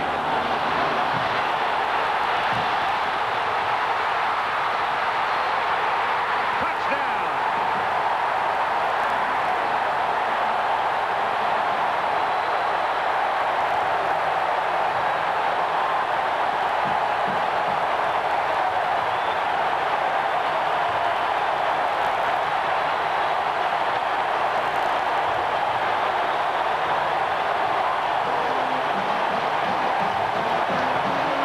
Watch the two wide receivers for Michigan as they're going to come in here and get a block.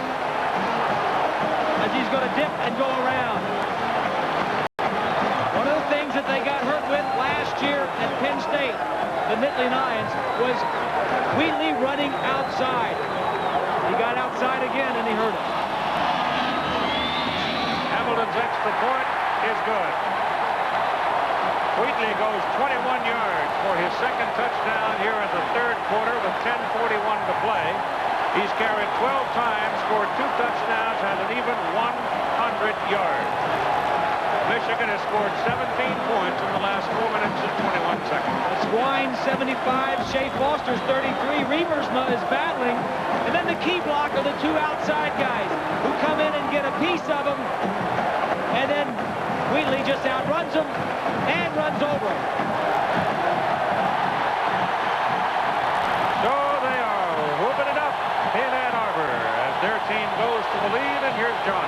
The game in the Pac-10 will be played later today in Pullman with Washington State hosting Arizona. Arizona lost last week to Colorado State, but it was not a conference loss. All right, Hamilton ready to kick it off. That's Mike Archie waiting for it, along with Ambrose Fletcher. Freshman running back. Wind has died down, obviously, because he's just kicking that ball way down the field. And Fletcher gets a welcome.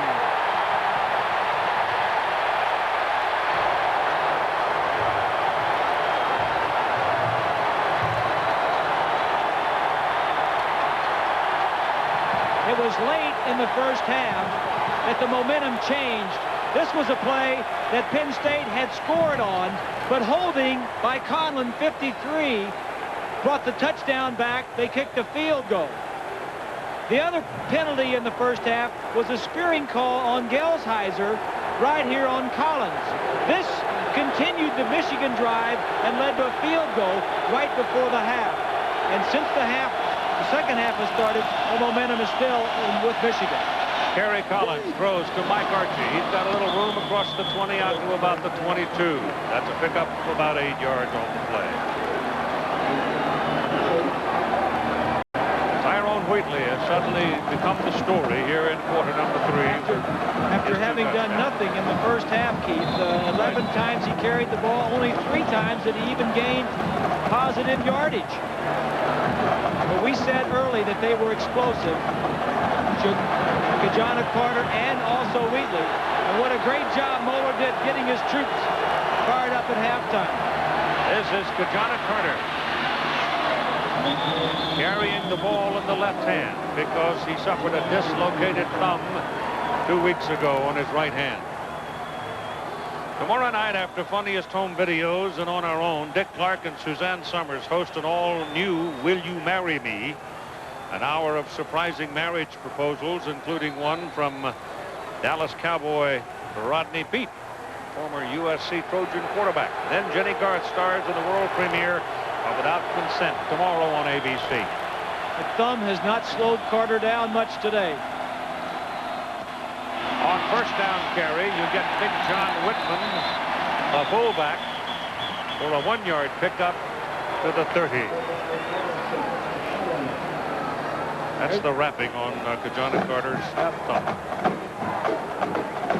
One of the worries that Fran Ganner had, as you told me early before the ball game, was Fran was worried that he might not be able to block as well. Yeah. But he seemingly has done all right. I don't think there's been any problems. No. I think only catching, there's Ganner on the left, only catching the ball with your hands is a problem. Just over the 30, call it 2nd down and 8. Reverse coming with Bobby Ingram. He's the speedster out of South Carolina. And he's all the way to the Michigan 40-yard line. So the youngster from Camden has a big play for the Nittany Lions. We haven't heard much of the 2 wide receivers for Penn State. They came in each having gained 100 yards apiece the last 2 games. They only had 1 catch apiece in the first half here today. That was 29 yards on the reverse for Ingram. 29 yards. And he takes your breath away once he gets into the open field. Archie is in the backfield. Kerry Collins pumps it, shoots it, incomplete. Trying to force it in between defenders.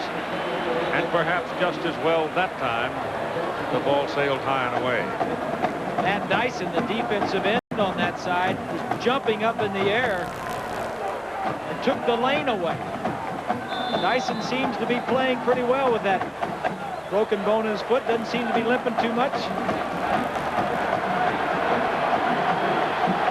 Put it on the 40, 2nd and 10.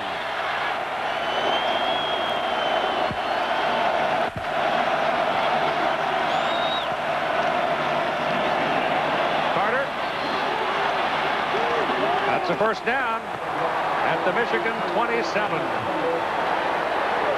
Penn State trying to restore a little order to the state of things here, responding with a score after Michigan has shocked them with 2 touchdowns in the 3rd quarter. And Kajana Carter now totaling 108 yards on 16 carries.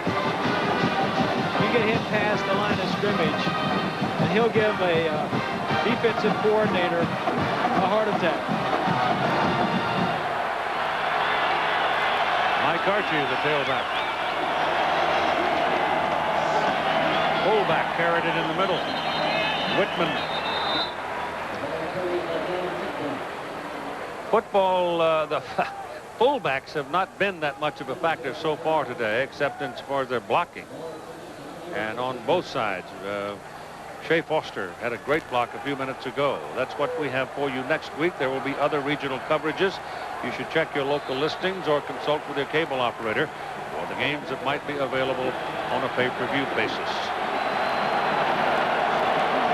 2nd down and 8 now as the ball rests at the 25 for Penn State. The running back Archie coming toward the bottom of the picture. The ball is thrown to the tight end Brady. And Kyle Brady with a clutch catch, his 6th of the day, puts Penn State at the Michigan 11. There's a look at Brady. The man motioned outside of him, the halfback, number 8, Price, is supposed to be covering him. And the reason he has to cover him is because the defensive back had to go out with the halfback in motion. Nice scheming, nice planning by Penn State. Big target. Now Carter is back.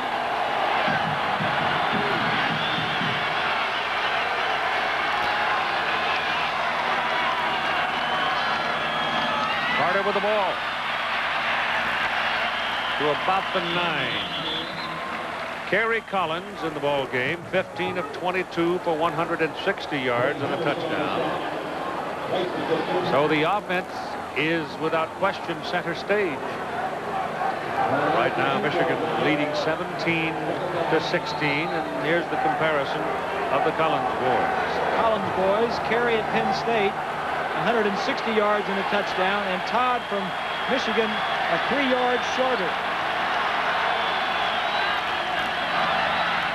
Lob to the corner, fullback Whitman, touchdown.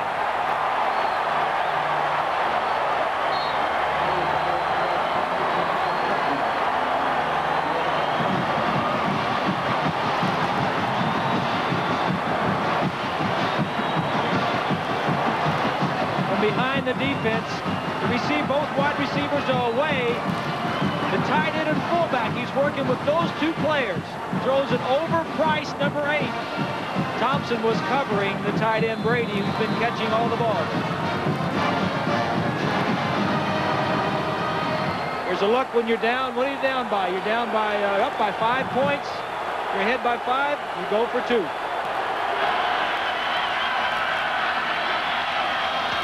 They will throw. Brady, he looks for him, can't find him, goes the other way. Freddie Scott, good.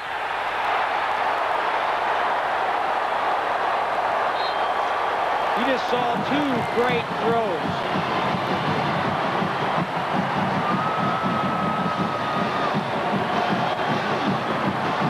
The throw for the touchdown was a touch pass. This, he had to use a little steam, and then a little touch to get it over and in.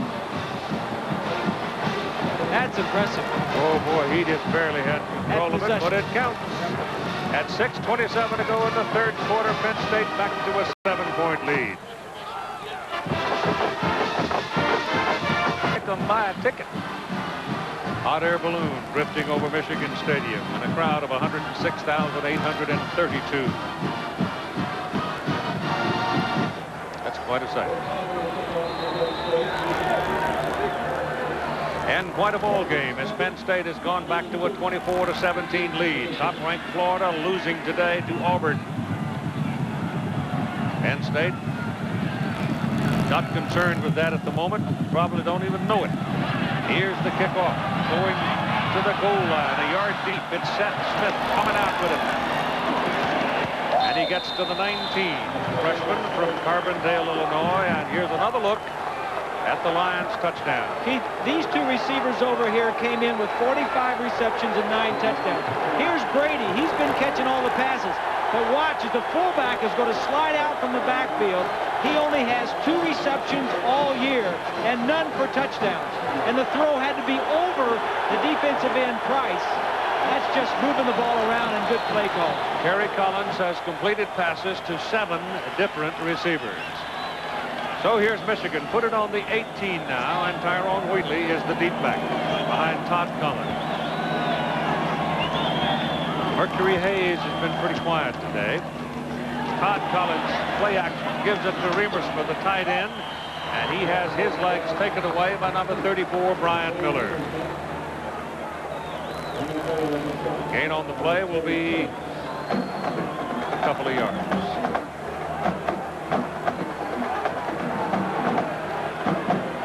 Bit of a surprise right there in the SEC. George Welch's Cavaliers having another good season. Penn undefeated in the Ivy. 2nd down and 8.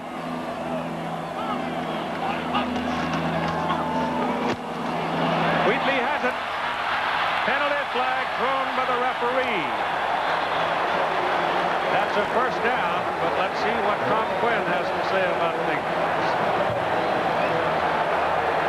Holding. Lynn Swan. Keith, when Tyrone Wheatley hurt his shoulder in the preseason, he was about 226 pounds. He dropped 11 pounds in his rehab, getting ready to come back to the season, so he's about 215. After watching him play today, you can obviously see he feels a lot faster. But one thing we haven't seen, I saw earlier in this ball game, they've been sending Wheatley down the sidelines after the play fake, going for the deep pass pattern. Once he was wide open, they didn't get the ball to him. I think it's a play they're going to have to look for at some point in this ball game to capitalize on. Keith? Ready? Iakabatuka checks in now after the penalty is marked off back to the 11-yard line. Talked about the penalties that hurt Penn State at the end of the first half. This penalty right here hurts Michigan, a first down. Now it goes back to 2nd and 16.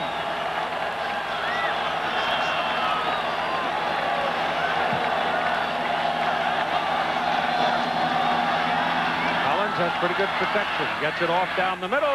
Nice catch by Mercury Hayes for a first down. That'll be up right at the 30-yard line. Todd Collins was sitting on the seat of his britches and didn't see the pass caught. The ball was high, but Mercury Hayes went up and got it.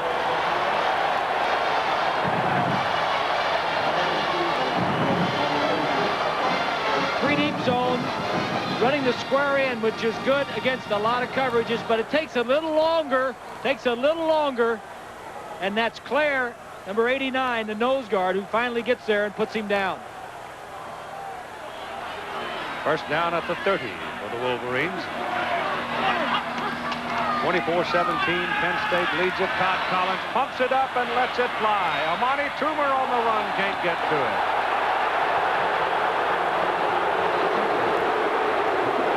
Ryan Miller was defending, and the ball was just too far. Captain Daniels and the crew of the Goodyear blimp Stars and Stripes with us for today's overhead pictures in Ann Arbor. The day started out so bright and shiny and sunny with all the colors glistening from the landscape. We have clouds now beginning to scud across the sky, and the day grows a little gray, but still very pleasant. 2nd and 10. 4:45 to play third quarter. Yakubatuka stays in the backfield. Reverse. On a runner reverse with Mercury Hayes. He got a block on the corner. He's got a first down, and he's out of bounds at the 46-yard line of Michigan. Remersma, the quarterback, turned tight end, got the block that made the play. Well, Gary Moeller says, you run a reverse, we've got one of those too. You know, and sometimes, and I'm not saying this is the case, sometimes the play caller is reminded of some of the plays that he has by watching the other team. Take a look at Remersma, acting like it's going away. Now it's coming back, and here he gets his block on Killens, 92. Remember when I was calling plays, Keith, I'd stand and watch, and somebody else, the other team would run the play. I said, yeah, that's a good play. We got that. Let me run that play. Well, there really is nothing new, is there? It's just a matter of when you... The clock was started in error. Put 4:35 on the clock. 4:35. 4:35. It's just a matter of when you apply whatever it is that you happen to recall or what you plan for the time. A lot of people may think that you just call a play anytime you want, but really, that used to be the way it was done 30, 40 years ago. Now, you want to know what defense you're going to be in. You tell me what defense you're in, and I'll call a play that's going to beat it. So you want to make it a guessing game.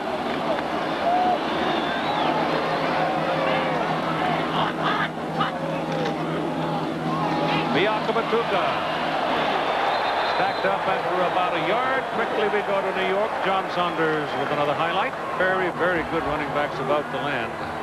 I've known Napoleon Kaufman since he was playing at Lompoc High School out in California. He's a good one. This is Yakubatuka. They knock him out of bounds at about the 40-yard line, and there's a penalty flag laying on the ground up at the 47-yard line. So let's see about that. Yep, illegal push in the back by Michigan.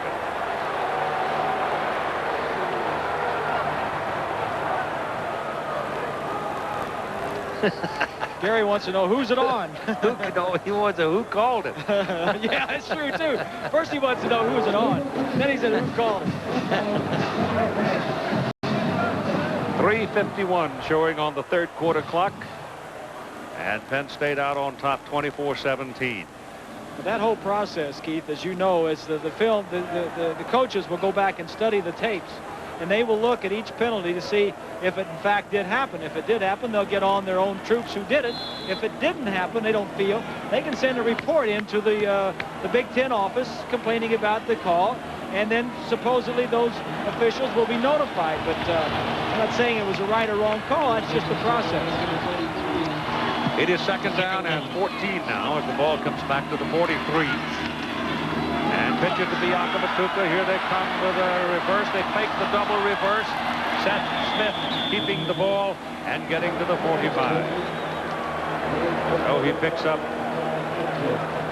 2 yards. It's an awful lot of action behind the line of scrimmage. They'd have been better off if they'd gone ahead with the double. Notice, though, they ran the double reverse a couple of weeks ago against Colorado. And, of course, Penn State, the opposition, always scouts what you do.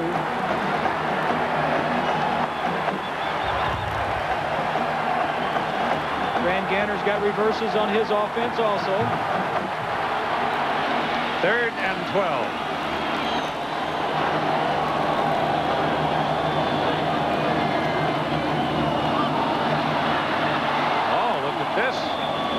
Wakabatuka is close enough. I mean, just one more step and he would have had his first down. He almost popped out of there. But he is going to be about 2.5 yards short.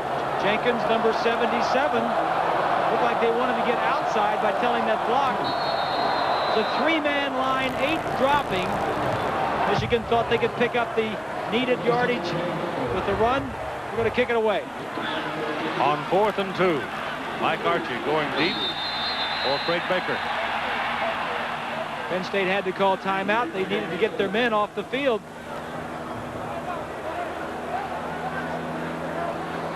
So the Lions spend a timeout. They did not have the receiving team on the field. 2:26 to go, third quarter. So now Michigan will punt, and Penn State has the proper number and the proper people on the field. 24-17. Nittany Lions about to get the ball back. They lead by 7. There were 835 media passes issued for this ball game. Baker gets a nice high hanging punt. Archie runs away from it. Oh, and it's out of bounds inside the 1. The penultimate coffin corner job. He carved that thing out about a foot from the goal line.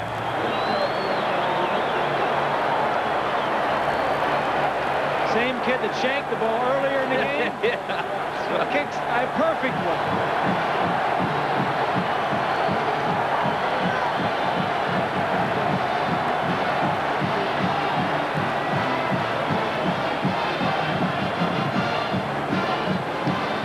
So Penn State will go to work now with virtually everybody, including the offensive linemen, with their feet in the end zone. Yep. Be careful here, though. Sometimes when you have big play wide receivers, you just take a shot one-on-one.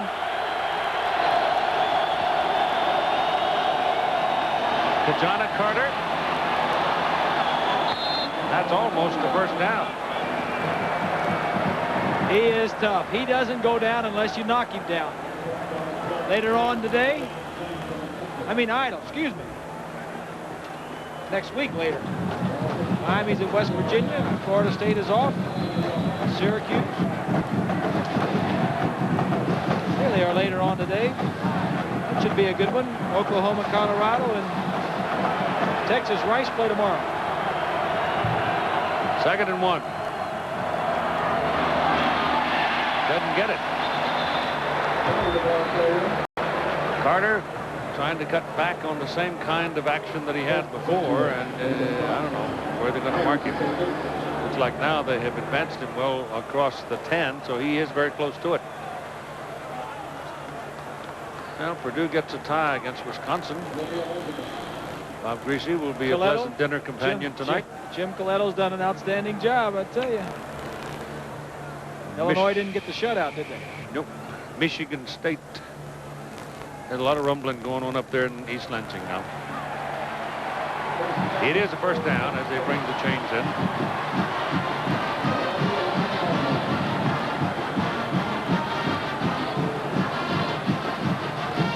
Penn State has had the ball 7 possessions in this game, and they've scored on 5 of those 7. See the color of Mike McCreary's hair? Vivid orange. That's a real redhead. It's a quarterback. Yep. All right, on first down, Kerry Collins gives to Kajana Carter again, and he will pick up about 3 yards before they finally wrestle him down. Clock showing now coming up on 1 minute. The Oklahoma-Colorado ball game is a big one in the Big 8. Nebraska running out of quarterbacks. Tommy Frazier gone for the season and career. Obviously, with the running game going for them, they just beat on Kansas State. Not his career, just out this year. He got another year left. Well, maybe. Yeah, maybe. I mean, you don't know. Hopefully, yeah, he can come back and play. Let's get the blood clot problem solved. Yeah. 2nd down and 6. Well, they stack up that blocking pretty well, and the guy is much as anybody who did it was big old Trent Zinkowitz. I mean, he just would not let those blockers get themselves in position to turn him. And Steve Morrison now has 15 tackles in the ball game. Washington State. That's the big game out there in the Pac-10 this weekend. But I say to you, Southern California is still one of the hunters in the chase to the Rose Bowl. And time ticks away. The third quarter is done. We'll be back with the final period after this message and the word from our ABC station.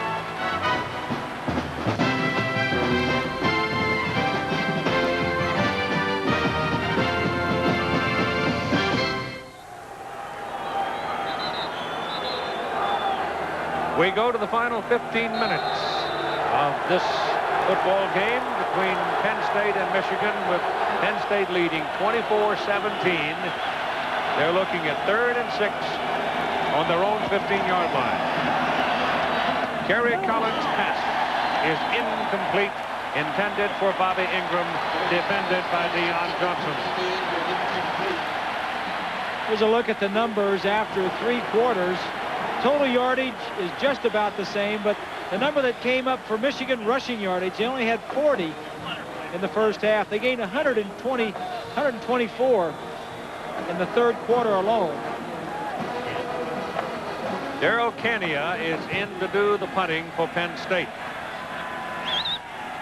His first try today in this role. Snap is good. Kick is out.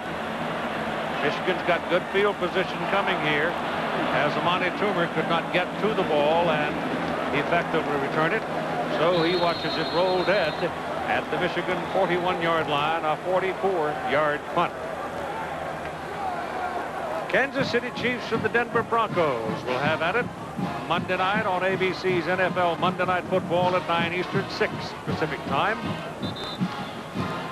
Two teams that have got to get their act together, otherwise the San Diego Chargers are going to be long gone home to the west. You know, I love watching a game at Mile High Stadium. Yes. It just, you know, it's grass. You never know this time of year you could get snow. You never know what the weather's going to be. And two of the best quarterbacks around. They've had some bad weather. I think they had a big storm out there in the Rockies this weekend. All right, it's a chance for Michigan now. They're down by 7. They've got good starting point for this possession. Todd Collins rolls out, lets it go big for Toomer. He caught it.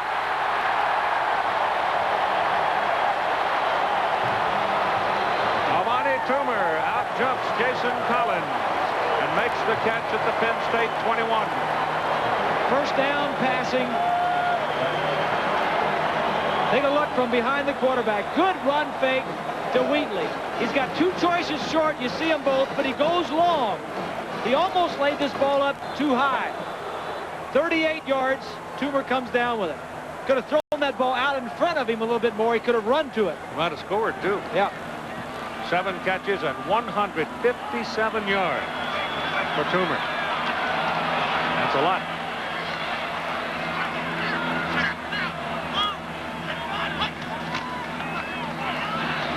Oh, my goodness. Well, he disappeared for a second, and then all of a sudden he popped out and picked up a yard or so. Tyrone Wheatley. That long throw, Keith. Earlier in the game, the wind was blowing pretty good. I'd like to ask Lenny Swan, which way is the wind, or is it laid down any? Well, it's kind of changing its mind from time to time, Bob. Right now, it feels like it's laid down. It starts to pick up, and at one moment, it's going from left to right. The next moment, it's moving from right to left. So it's very inconsistent. It's not predictable, but it's not very strong. Okay. I'll give you that. All right. 2nd and 9. Pitch it to Wheatley. Trying to get outside. And it is Gelsheiser who eventually takes him out of bounds, keeping him from reaching the first down marker. Wheatley loves to get outside around in. Gelsheiser, who doesn't have the greatest of speed, is the guy that finally met him over there. Shea Foster is the Wolverine who's shaken up, the fullback. And he had a considerable collision in affecting his block on one of the Penn State pursuers. He He's got to come out now. That'll get John Ritchie into the lineup. Both teams love to run the football. I don't care how much throwing there is, but they love to run it. And look at Michigan in the third quarter. That's when Wheatley broke those two big plays to get Michigan even at that time. It gets two tight ends into the lineup as they change the alignment, leaving only Wheatley as a single back. Penn State may have been in the neutral zone. Penalty flags are down. They run for the first down on 3rd down and 3. And I don't think he made it, but if Penn State got caught in the neutral zone, it'll be a 5-yard offsides penalty.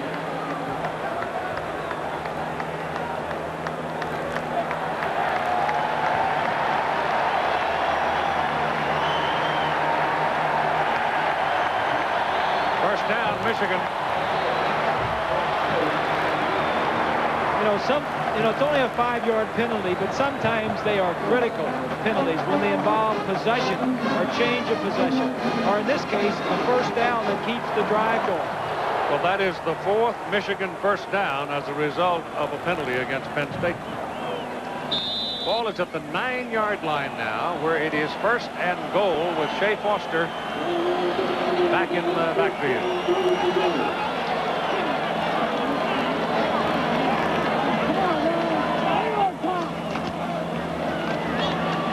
Wheatley just about the line of scrimmage. It'll be 2nd down and goal. They go 52. Willie Smith, senior, Fort Pierce, Florida. Taking up a lot of space in that linebacking position. Biakabatuka checks in. Wheatley comes out. Smith is the 2nd leading tackler to Gelsheiser on that Penn State defense. Ball still at the 9.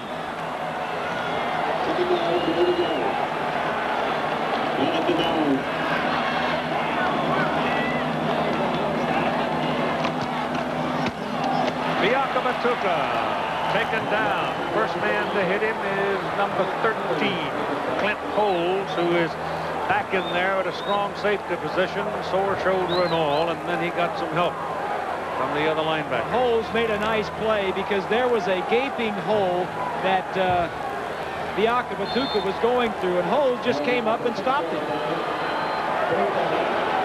Ball is at the 6. It is 3rd and goal.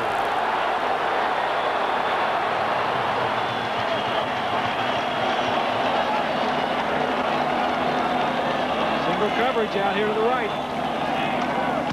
Pressure coming. Dump it off. Caught by Foster, the fullback. He did not get in. He did not get in. They took him out at about the 2.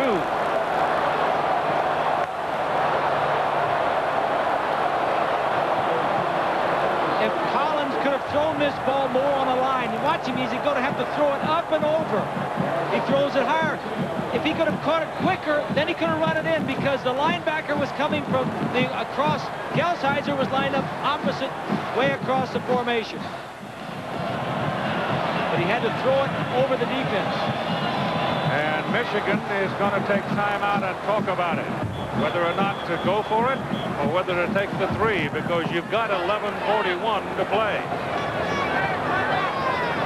4th and 1 for Michigan on the 1-yard line. They trail by 7 points against Penn State, and they're going to go for it on 4th and 1. If they don't get in, they leave Penn State back up on the goal line.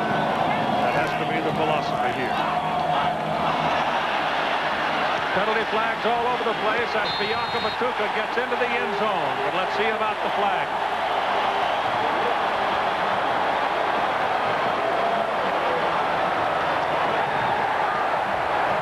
Collins thinks it's a touchdown.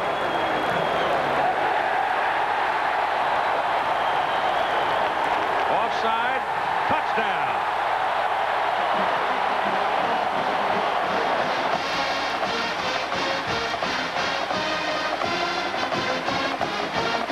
Well, you got two things going. First, you go on a long snap count to try and pull the defense off.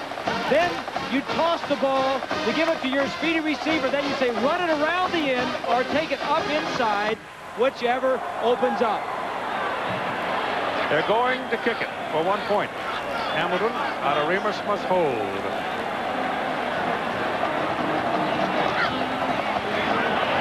It's good. And so the score is tied with 11 minutes and 37 seconds to play in the game. We're all even at 24.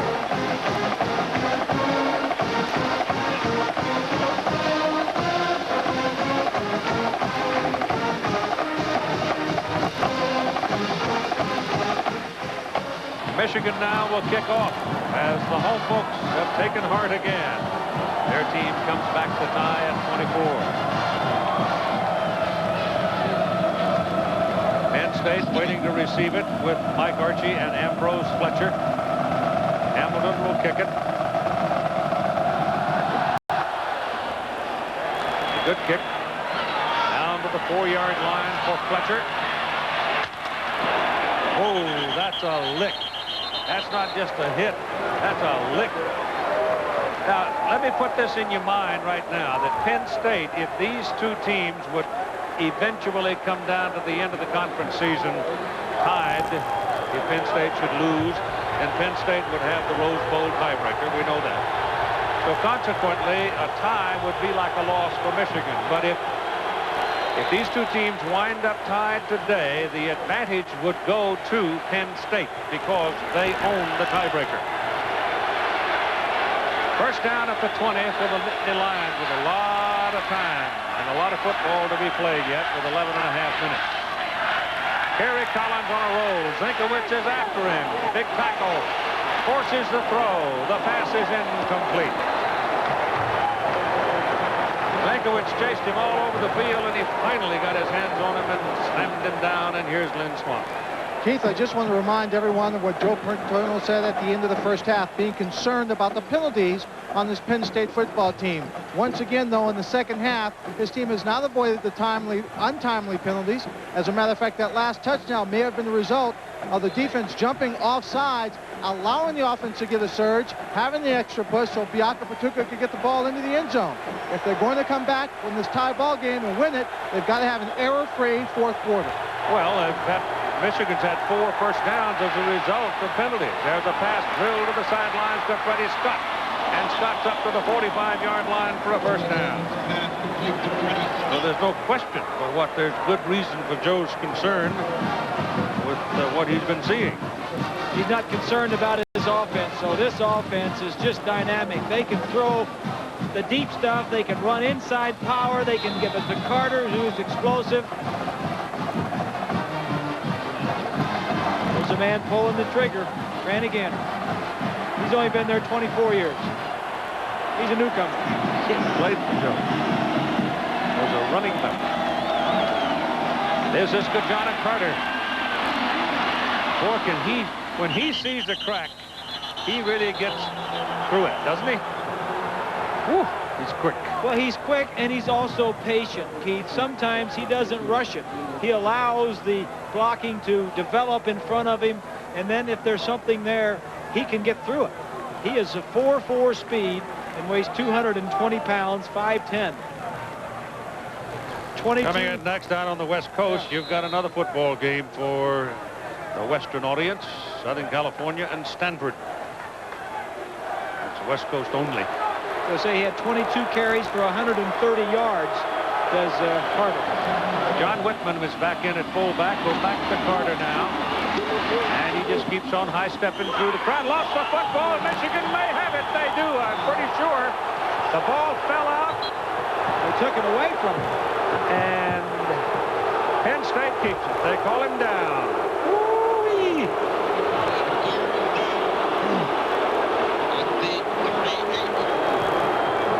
Gary Moeller is beside himself. Joe Paterno has taken a deep breath. Here's the wrestling for the ball. Chuck Winters. That's sorry, he got the ball. He got the ball, didn't he? Oh, no, that ball's loose. The officials aren't going to get them all right.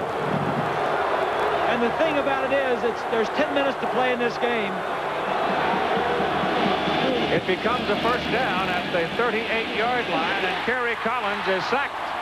Jason Horn fought through the traffic and got him.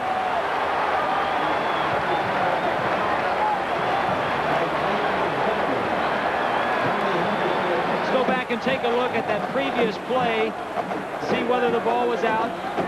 Chuck Winters is wrestling. Winters has the ball there, doesn't he? Yeah, Winters has the ball. That's a close call. The man that made the call was from behind Carter, and he didn't see it.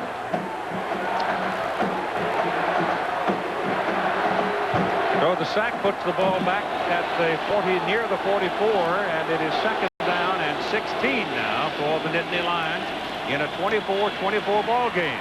Little pitch out to Mike Archie. Got a block. Gets inside the 40 to about the 38, the original line of scrimmage, and Zinkowitz playing all over the field from his tackle position now. You're right, Zinkowitz is all over the field. He was just out chasing the quarterback down earlier. He's 270 pounds, 6'6". He's going to be tired. He gets a little relief right here. Yeah. Gary Collins has gone over 200 yards now, 18 out of 27 for 201 and 2 TDs. 3rd and 10 for the Lions.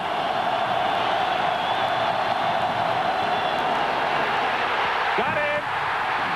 Throws the ball into the ground. It's an incomplete forward pass, but Gary Collins showed you one of the great values of being 6'5", 235 pounds. He shook off Deion Johnson, but the Wolverines have held. Johnson came around the outside and thought he shook the ball loose.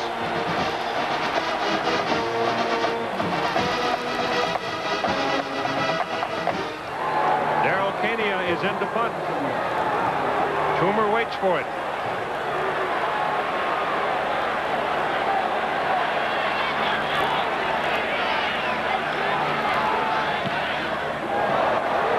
Kick. High bounce and down at the 13-14-yard line. A 24-24 tie, 8:16 to play, and Michigan has the ball. Football on ABC Sports, brought to you by the 25th anniversary diamond necklace for a brilliant celebration of your loving marriage. I am still light. Who says nothing's perfect? AT&T, we help put your world within reach. And Fram oil filters. Fram, you can pay a little now or a lot later. 24-24 tie with 16-3 Penn State having dominated the first half. 16-3 at halftime. 2 quick touchdowns in the third quarter, and we've had ourselves a whale of a second half. The pitch to Tyrone Wheatley. Line of scrimmage, not quite. Lost a yard. Ryan Gelsheiser met him right on the numbers.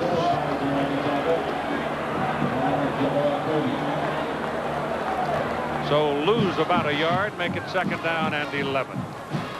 Inside linebacker Gelsheiser has led this team in tackles the last 2 years. The way he just sheds the block of Shea Foster. And Foster is a good blocker, but he's got good feet, does Gelsheiser, and he just kind of juked. The blocker went around him and made the play.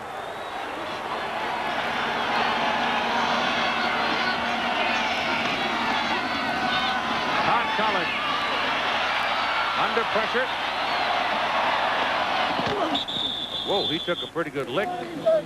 Willie Smith came over and got a piece of him. And let's join John Saunders for a moment. Now, different game. 24-24, 7:26 to go in the ball game. Wheatley comes out. Shea Foster, single back, 3rd down and 8. Todd Collins rolls to buy time, throws underneath the coverage, throws it in the ground, throws a bad pass. Well, there's nobody open. There was nobody open, so maybe it wasn't a bad pass at all. Not a very productive series Very poor. for Michigan. Very poor. Good coverage by Penn State. Just give credit where it's due. They were there. Stopped the run on 1st down. Stopped the passes on 2nd and 3rd. Now, Penn State's going to get good field position out of this.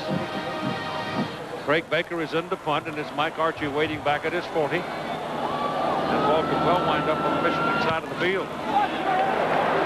Archie comes up and signals fair catch at the 48. Rather than risk it and try to go into trouble and perhaps lose control of this side of the country. 106,832 came today. Get the #1 passer in the country with the #1 offense in scoring and total yards, and they're starting from almost the 50-yard line. Their own 48 in a 24-24 tie to Jonathan Carter behind the line of scrimmage, stops and loses a yard. Trent Zinkowicz, who is playing like a possessed man right now, made the play. Look at those eyes. Woo. Stay out of my neighborhood.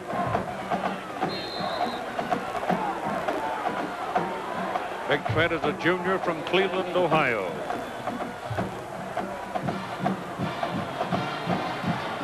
Second down, 11.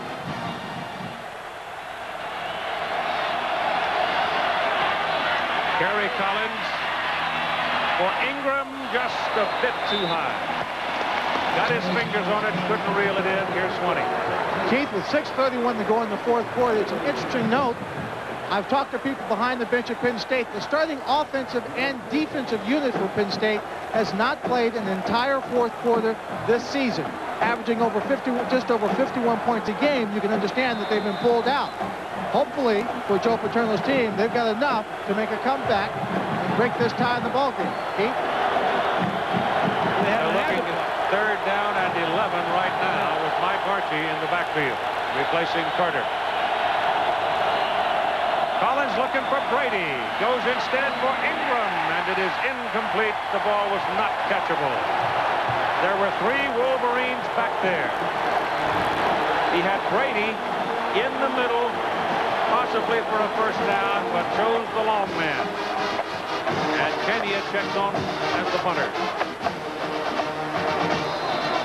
Amani Toomer now could come out of here with a better field position for Michigan if he can get his hands on the ball.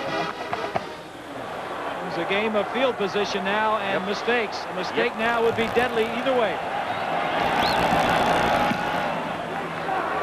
Nice high kick. Toomer comes up with a 20 and makes the fair catch. 33-yard punt with no return. Time now getting kind of precious. 6:20 to play. Let's catch you up to date. Penn State out to a 3-0 lead on the first possession on Conway's field goal. 10-0. Olson's 3-yard pass reception from tight end. Then it was it went up to 13-0, and then at halftime it was 16-3. Then Wheatley's 2 touchdowns. Very quickly it was 17-16 Michigan, then 24-17 Penn State, and then a 24-24 tie, and that's where we are right now. This is Wheatley with the ball, finding his way to about the 28-yard line.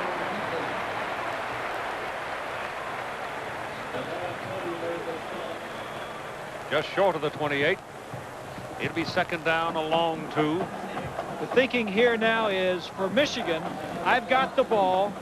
The clock, it says 6 minutes, a little under 6 minutes. Just eat up the time and take it down and maybe get 3. Penn State defensively says, we got to get the ball. No big plays, but we got to stop them and force them to kick. Penn State came in ranked number 3 in the nation. Michigan number 5.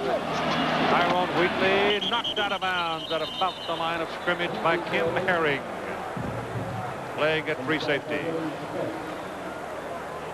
It's a nice play by Herring to knock him out of bounds. Herring is the backup safety playing for Cliff Dingle, who's banged up. One thing that these defensive backs for Penn State can do, and that is tackle. It's a game of blocking and tackling, and that's the fundamentals. And there's a look at Dingle. Michigan is without a third down conversion all day. Each team with 2 timeouts remaining. 25-second operator. Check your clock. Try the clock.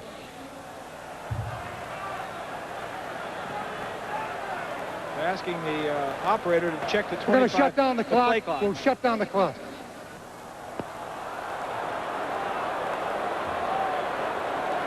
Well, that puts another little element of risk into things, That doesn't it? makes it tougher on the offenses and the quarterback, because one of the things he does when he comes to the line of scrimmage, when he gets under center, he always looks up to see, how am I doing? How much time do I have? And usually you have anywhere from 12, 11, or 10 seconds. But now you won't know.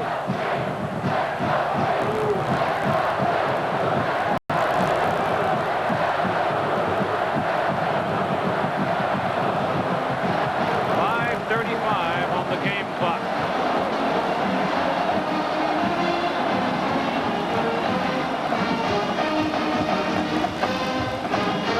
Wheatley and Shay Foster are in the Michigan backfield.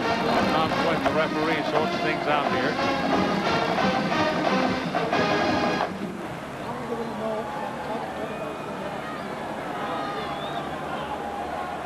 Time permitting, of course. You'll have the Thrifty Car Rental postgame report. Quick summary of all the scores about.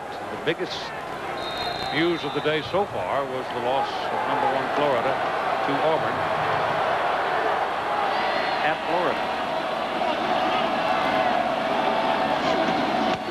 Here they come. Blitz. Ball loose. Michigan covers it.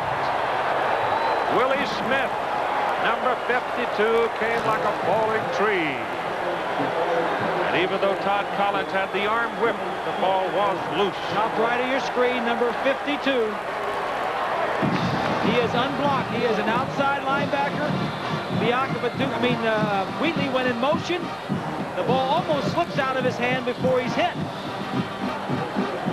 And now Craig Baker is standing back near his 6-yard line for the punt.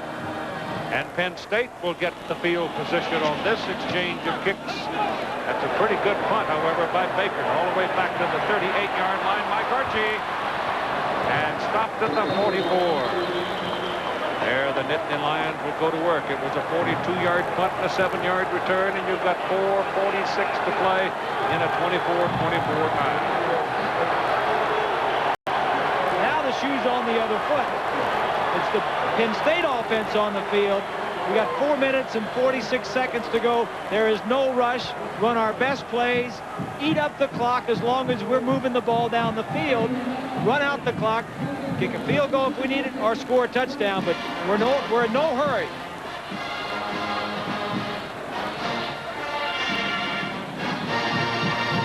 They're still fiddling around with the 25-second clock, trying to see if it'll work for them, and it does.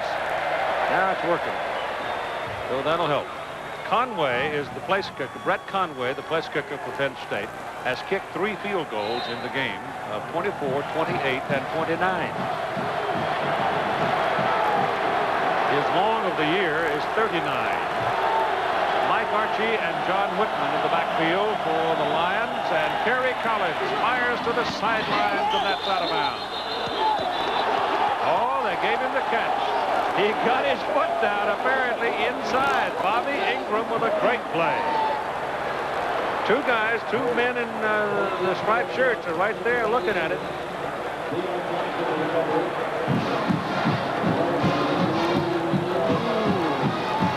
I don't know. It looks like it might be in.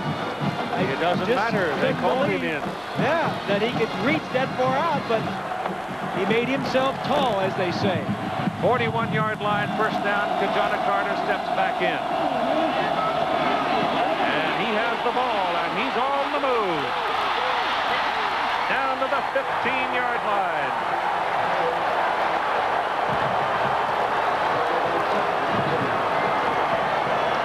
Chuck Winters finally brought him down. Some great blocking up front for Carter. That offensive line has been doing it all day. Rivera is number 54. Greeley, the center, is 60. 68 there is Johnson. There is a huge hole. 25 carries, 165 yards for Carter. Mike Archie is in the backfield. Fullback, nothing doing. John Whitman, the slam at the line of scrimmage.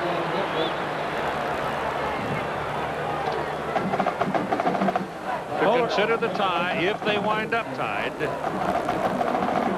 The edge would go to Penn State because they own the tiebreaker. So the tie would be like a loss for Michigan. Turno's got to be saying, don't fumble the ball. Moeller's got to be saying, what are we going to run when we get the ball back? Penn State would love a touchdown. They'll settle for a field goal, but they'd like to run some time off the clock. Second down, 11 from the 16 with Carter back. And he's got it. And he's tripped up at the line of scrimmage. And it's Zinkowitz. Got a piece of him as he went by. 79 make that. 79, Tony Henderson. So if they don't move the ball at all from here, what is it, about a 33-yard field goal? On the 16-yard line, 33. 33.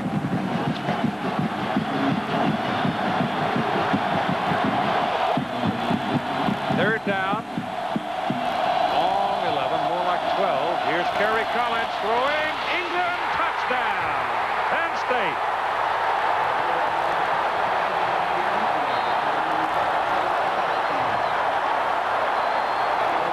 Bobby Ingram broke completely free.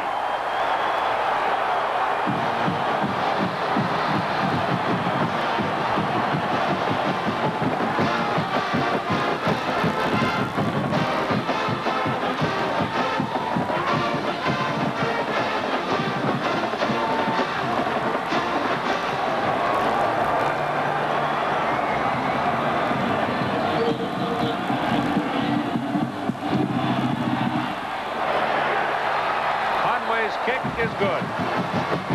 Kerry Collins, 20 of 32, 231 yards and 3 touchdowns. And Penn State leads 31-24. There's Ingram here. He's just going to run a post pattern. Now watch as the safety is going to come out of there. When the man goes in motion, the safety comes out, creates a cavity inside. Touchdown, Penn State.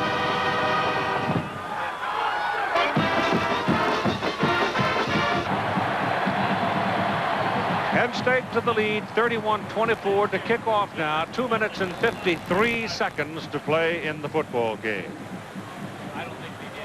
Amani Toomer, Tyrone Wheatley now has come into a return position for Michigan.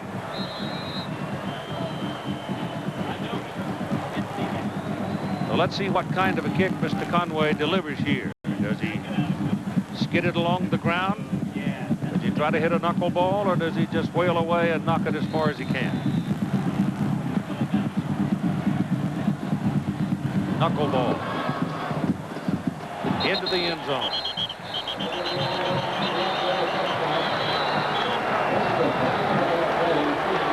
Let's go back and take one more look. The top right of your screen, Winters, 35, is going to go out with a man in motion. There's a big, huge hole inside. Johnson, the corner, was expecting some help. The ball was thrown a little bit behind Ingram, and that was no problem. Ingram, the last 2 games, has caught 12 passes for 336 yards. He's been hot.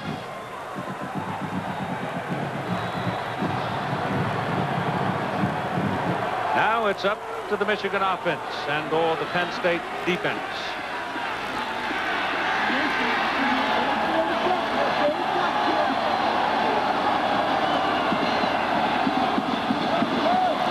Wheatley shrugs off one tackler, another one. What a great run. To midfield, Tyrone Wheatley, an incredible effort.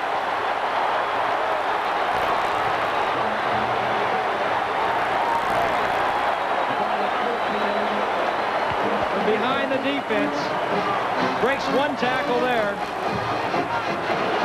Another one there, keeps his balance.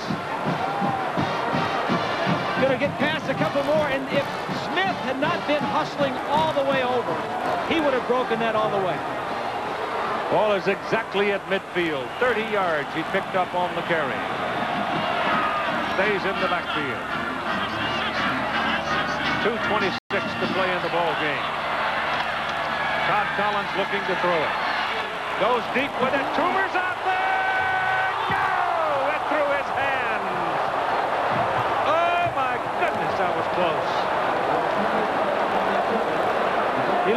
he was staggering. Yeah.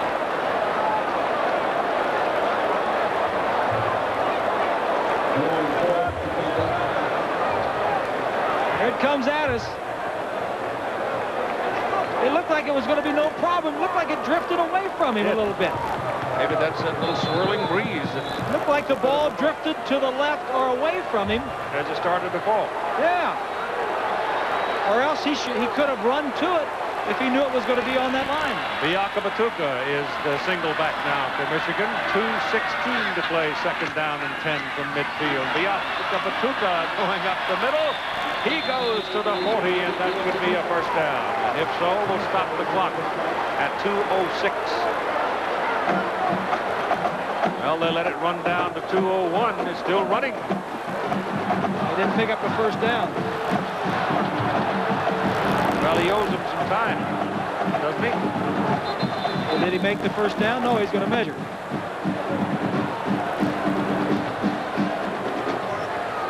But he lost about at least 7 seconds.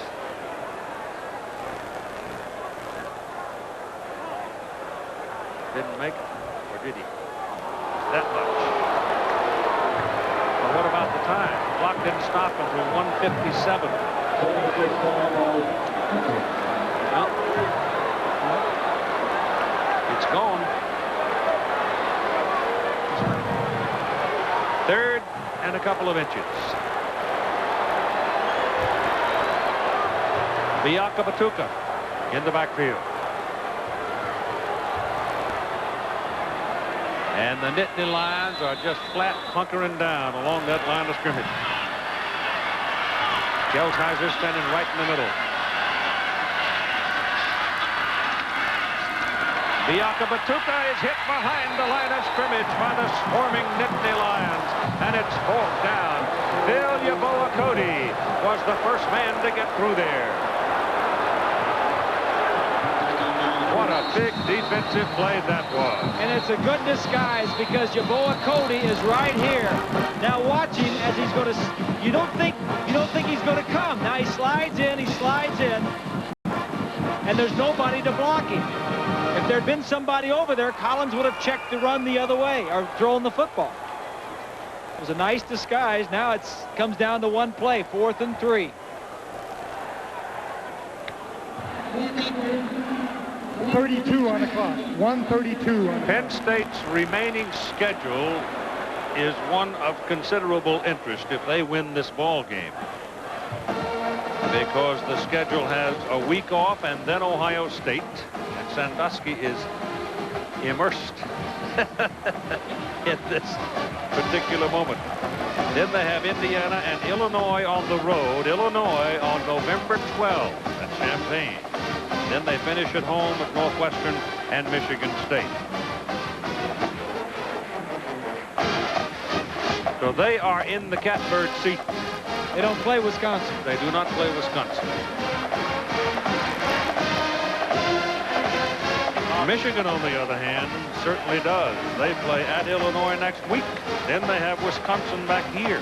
Then Purdue on the road, Minnesota at home, and Ohio State in Columbus. So Michigan has what one would consider the tougher schedule. But the point to be made is both these teams have to play at Illinois.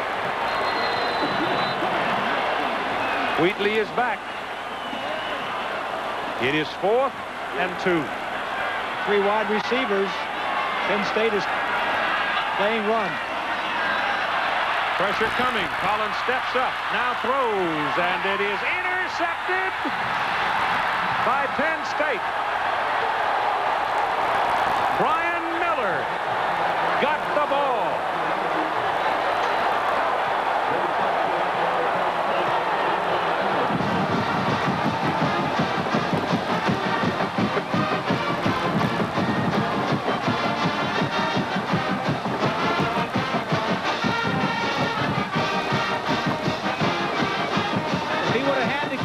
Call, he would have had it.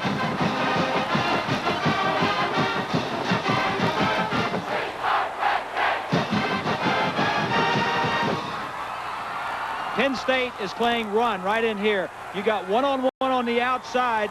You just drop back, and throw a quick out either way, you might have it. Looks like he's looking for the slot receiver. He's looking left. I don't think he could see him because of the pass protection, because it certainly was there immediately. Well, I think they got a celebration penalty call on him, didn't they?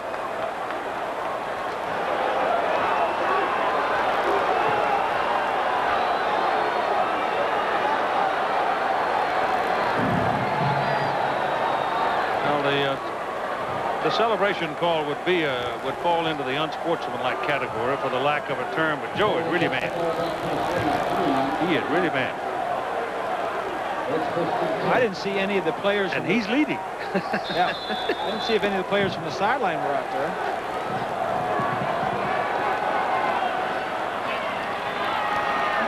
So it's first down Penn State now with just 1:26 remaining. And Mike Archie carries and is taken down right at the line of scrimmage. Now we get a timeout call. Save all the precious seconds you can. And it's Michigan who spins it. And that's their last one. They have none remaining. Kansas City Chiefs and the Denver Broncos will be with you at Monday night, Eastern Time, 6 o'clock Pacific Time. Don't recognize ABC's NFL Monday Night Football. Don't recognize that guy. Is that Elway in a throwback jersey? Yeah, huh? it's John Elway. Yeah. Oh, yeah. 1:21 to play in the football game. Michigan and Penn State playing this one right down to the last gasp. It was 24-24 until finally in the duel for field position, Penn State got it and marched it in for the touchdown on a pass from Kerry Collins, who's had a big day, to Bobby Ingram, and that was the tie-breaking touchdown. The halftime score was Penn State 16 and Michigan 3, and the Nittany Lions had dominated play in the first half. Michigan exploded in the third quarter to get back into it and finally got to the tie, and now they trail by 7. Penn State trying to run out the clock. Kerry Collins buying all the time he can buy before he goes into his hook slide and gets the clock running. No threat of throwing the ball, just wanted to use up some time and then fall down. Penn State came in ranked number 3 in the nation. Florida, number 1, was defeated today. Nebraska won their ball game against Kansas State 17-6, I believe it was. Colorado is playing Oklahoma tonight. Michigan came into the ball game ranked number 5 in the country. Notre Dame was a loser to BYU today. So as injuries mount up on teams in the middle of the season, we're getting some surprising scores. Auburn remains the holder of the longest winning string in the country after their victory today in Gainesville, Florida. Kerry Collins running backwards, killing time. Now the clock is going to roll away. The Penn State faithful, all gathered there in that end of the end zone, will help toll it off. And Gary Moeller will walk across the field to shake the hand of Joe Paterno as the Penn State Nittany Lions come into Ann Arbor before a crowd of 106,800 and some win the ball game by a score of 31-24. The genuine Chevrolet most valuable players of the game are Kajana Carter of Penn State and Tyrone Wheatley of Michigan. Chevrolet donating $1,000 to each school's general scholarship fund to reward outstanding students for their academic achievements and to help those in financial need. The Big Ten standings now at the conclusion of this ball game look like this. Penn State on top. Purdue holds on to second place after their tie with Wisconsin today. Michigan drops into a 2-1 tie with Indiana, Ohio State, and Illinois. Penn State is off next week. Michigan goes to Champaign next Saturday. Keith Jackson, Bob Greasy, Lynn Swan, we hope you enjoy today's ball game. Won by Penn State over Michigan, 31-24.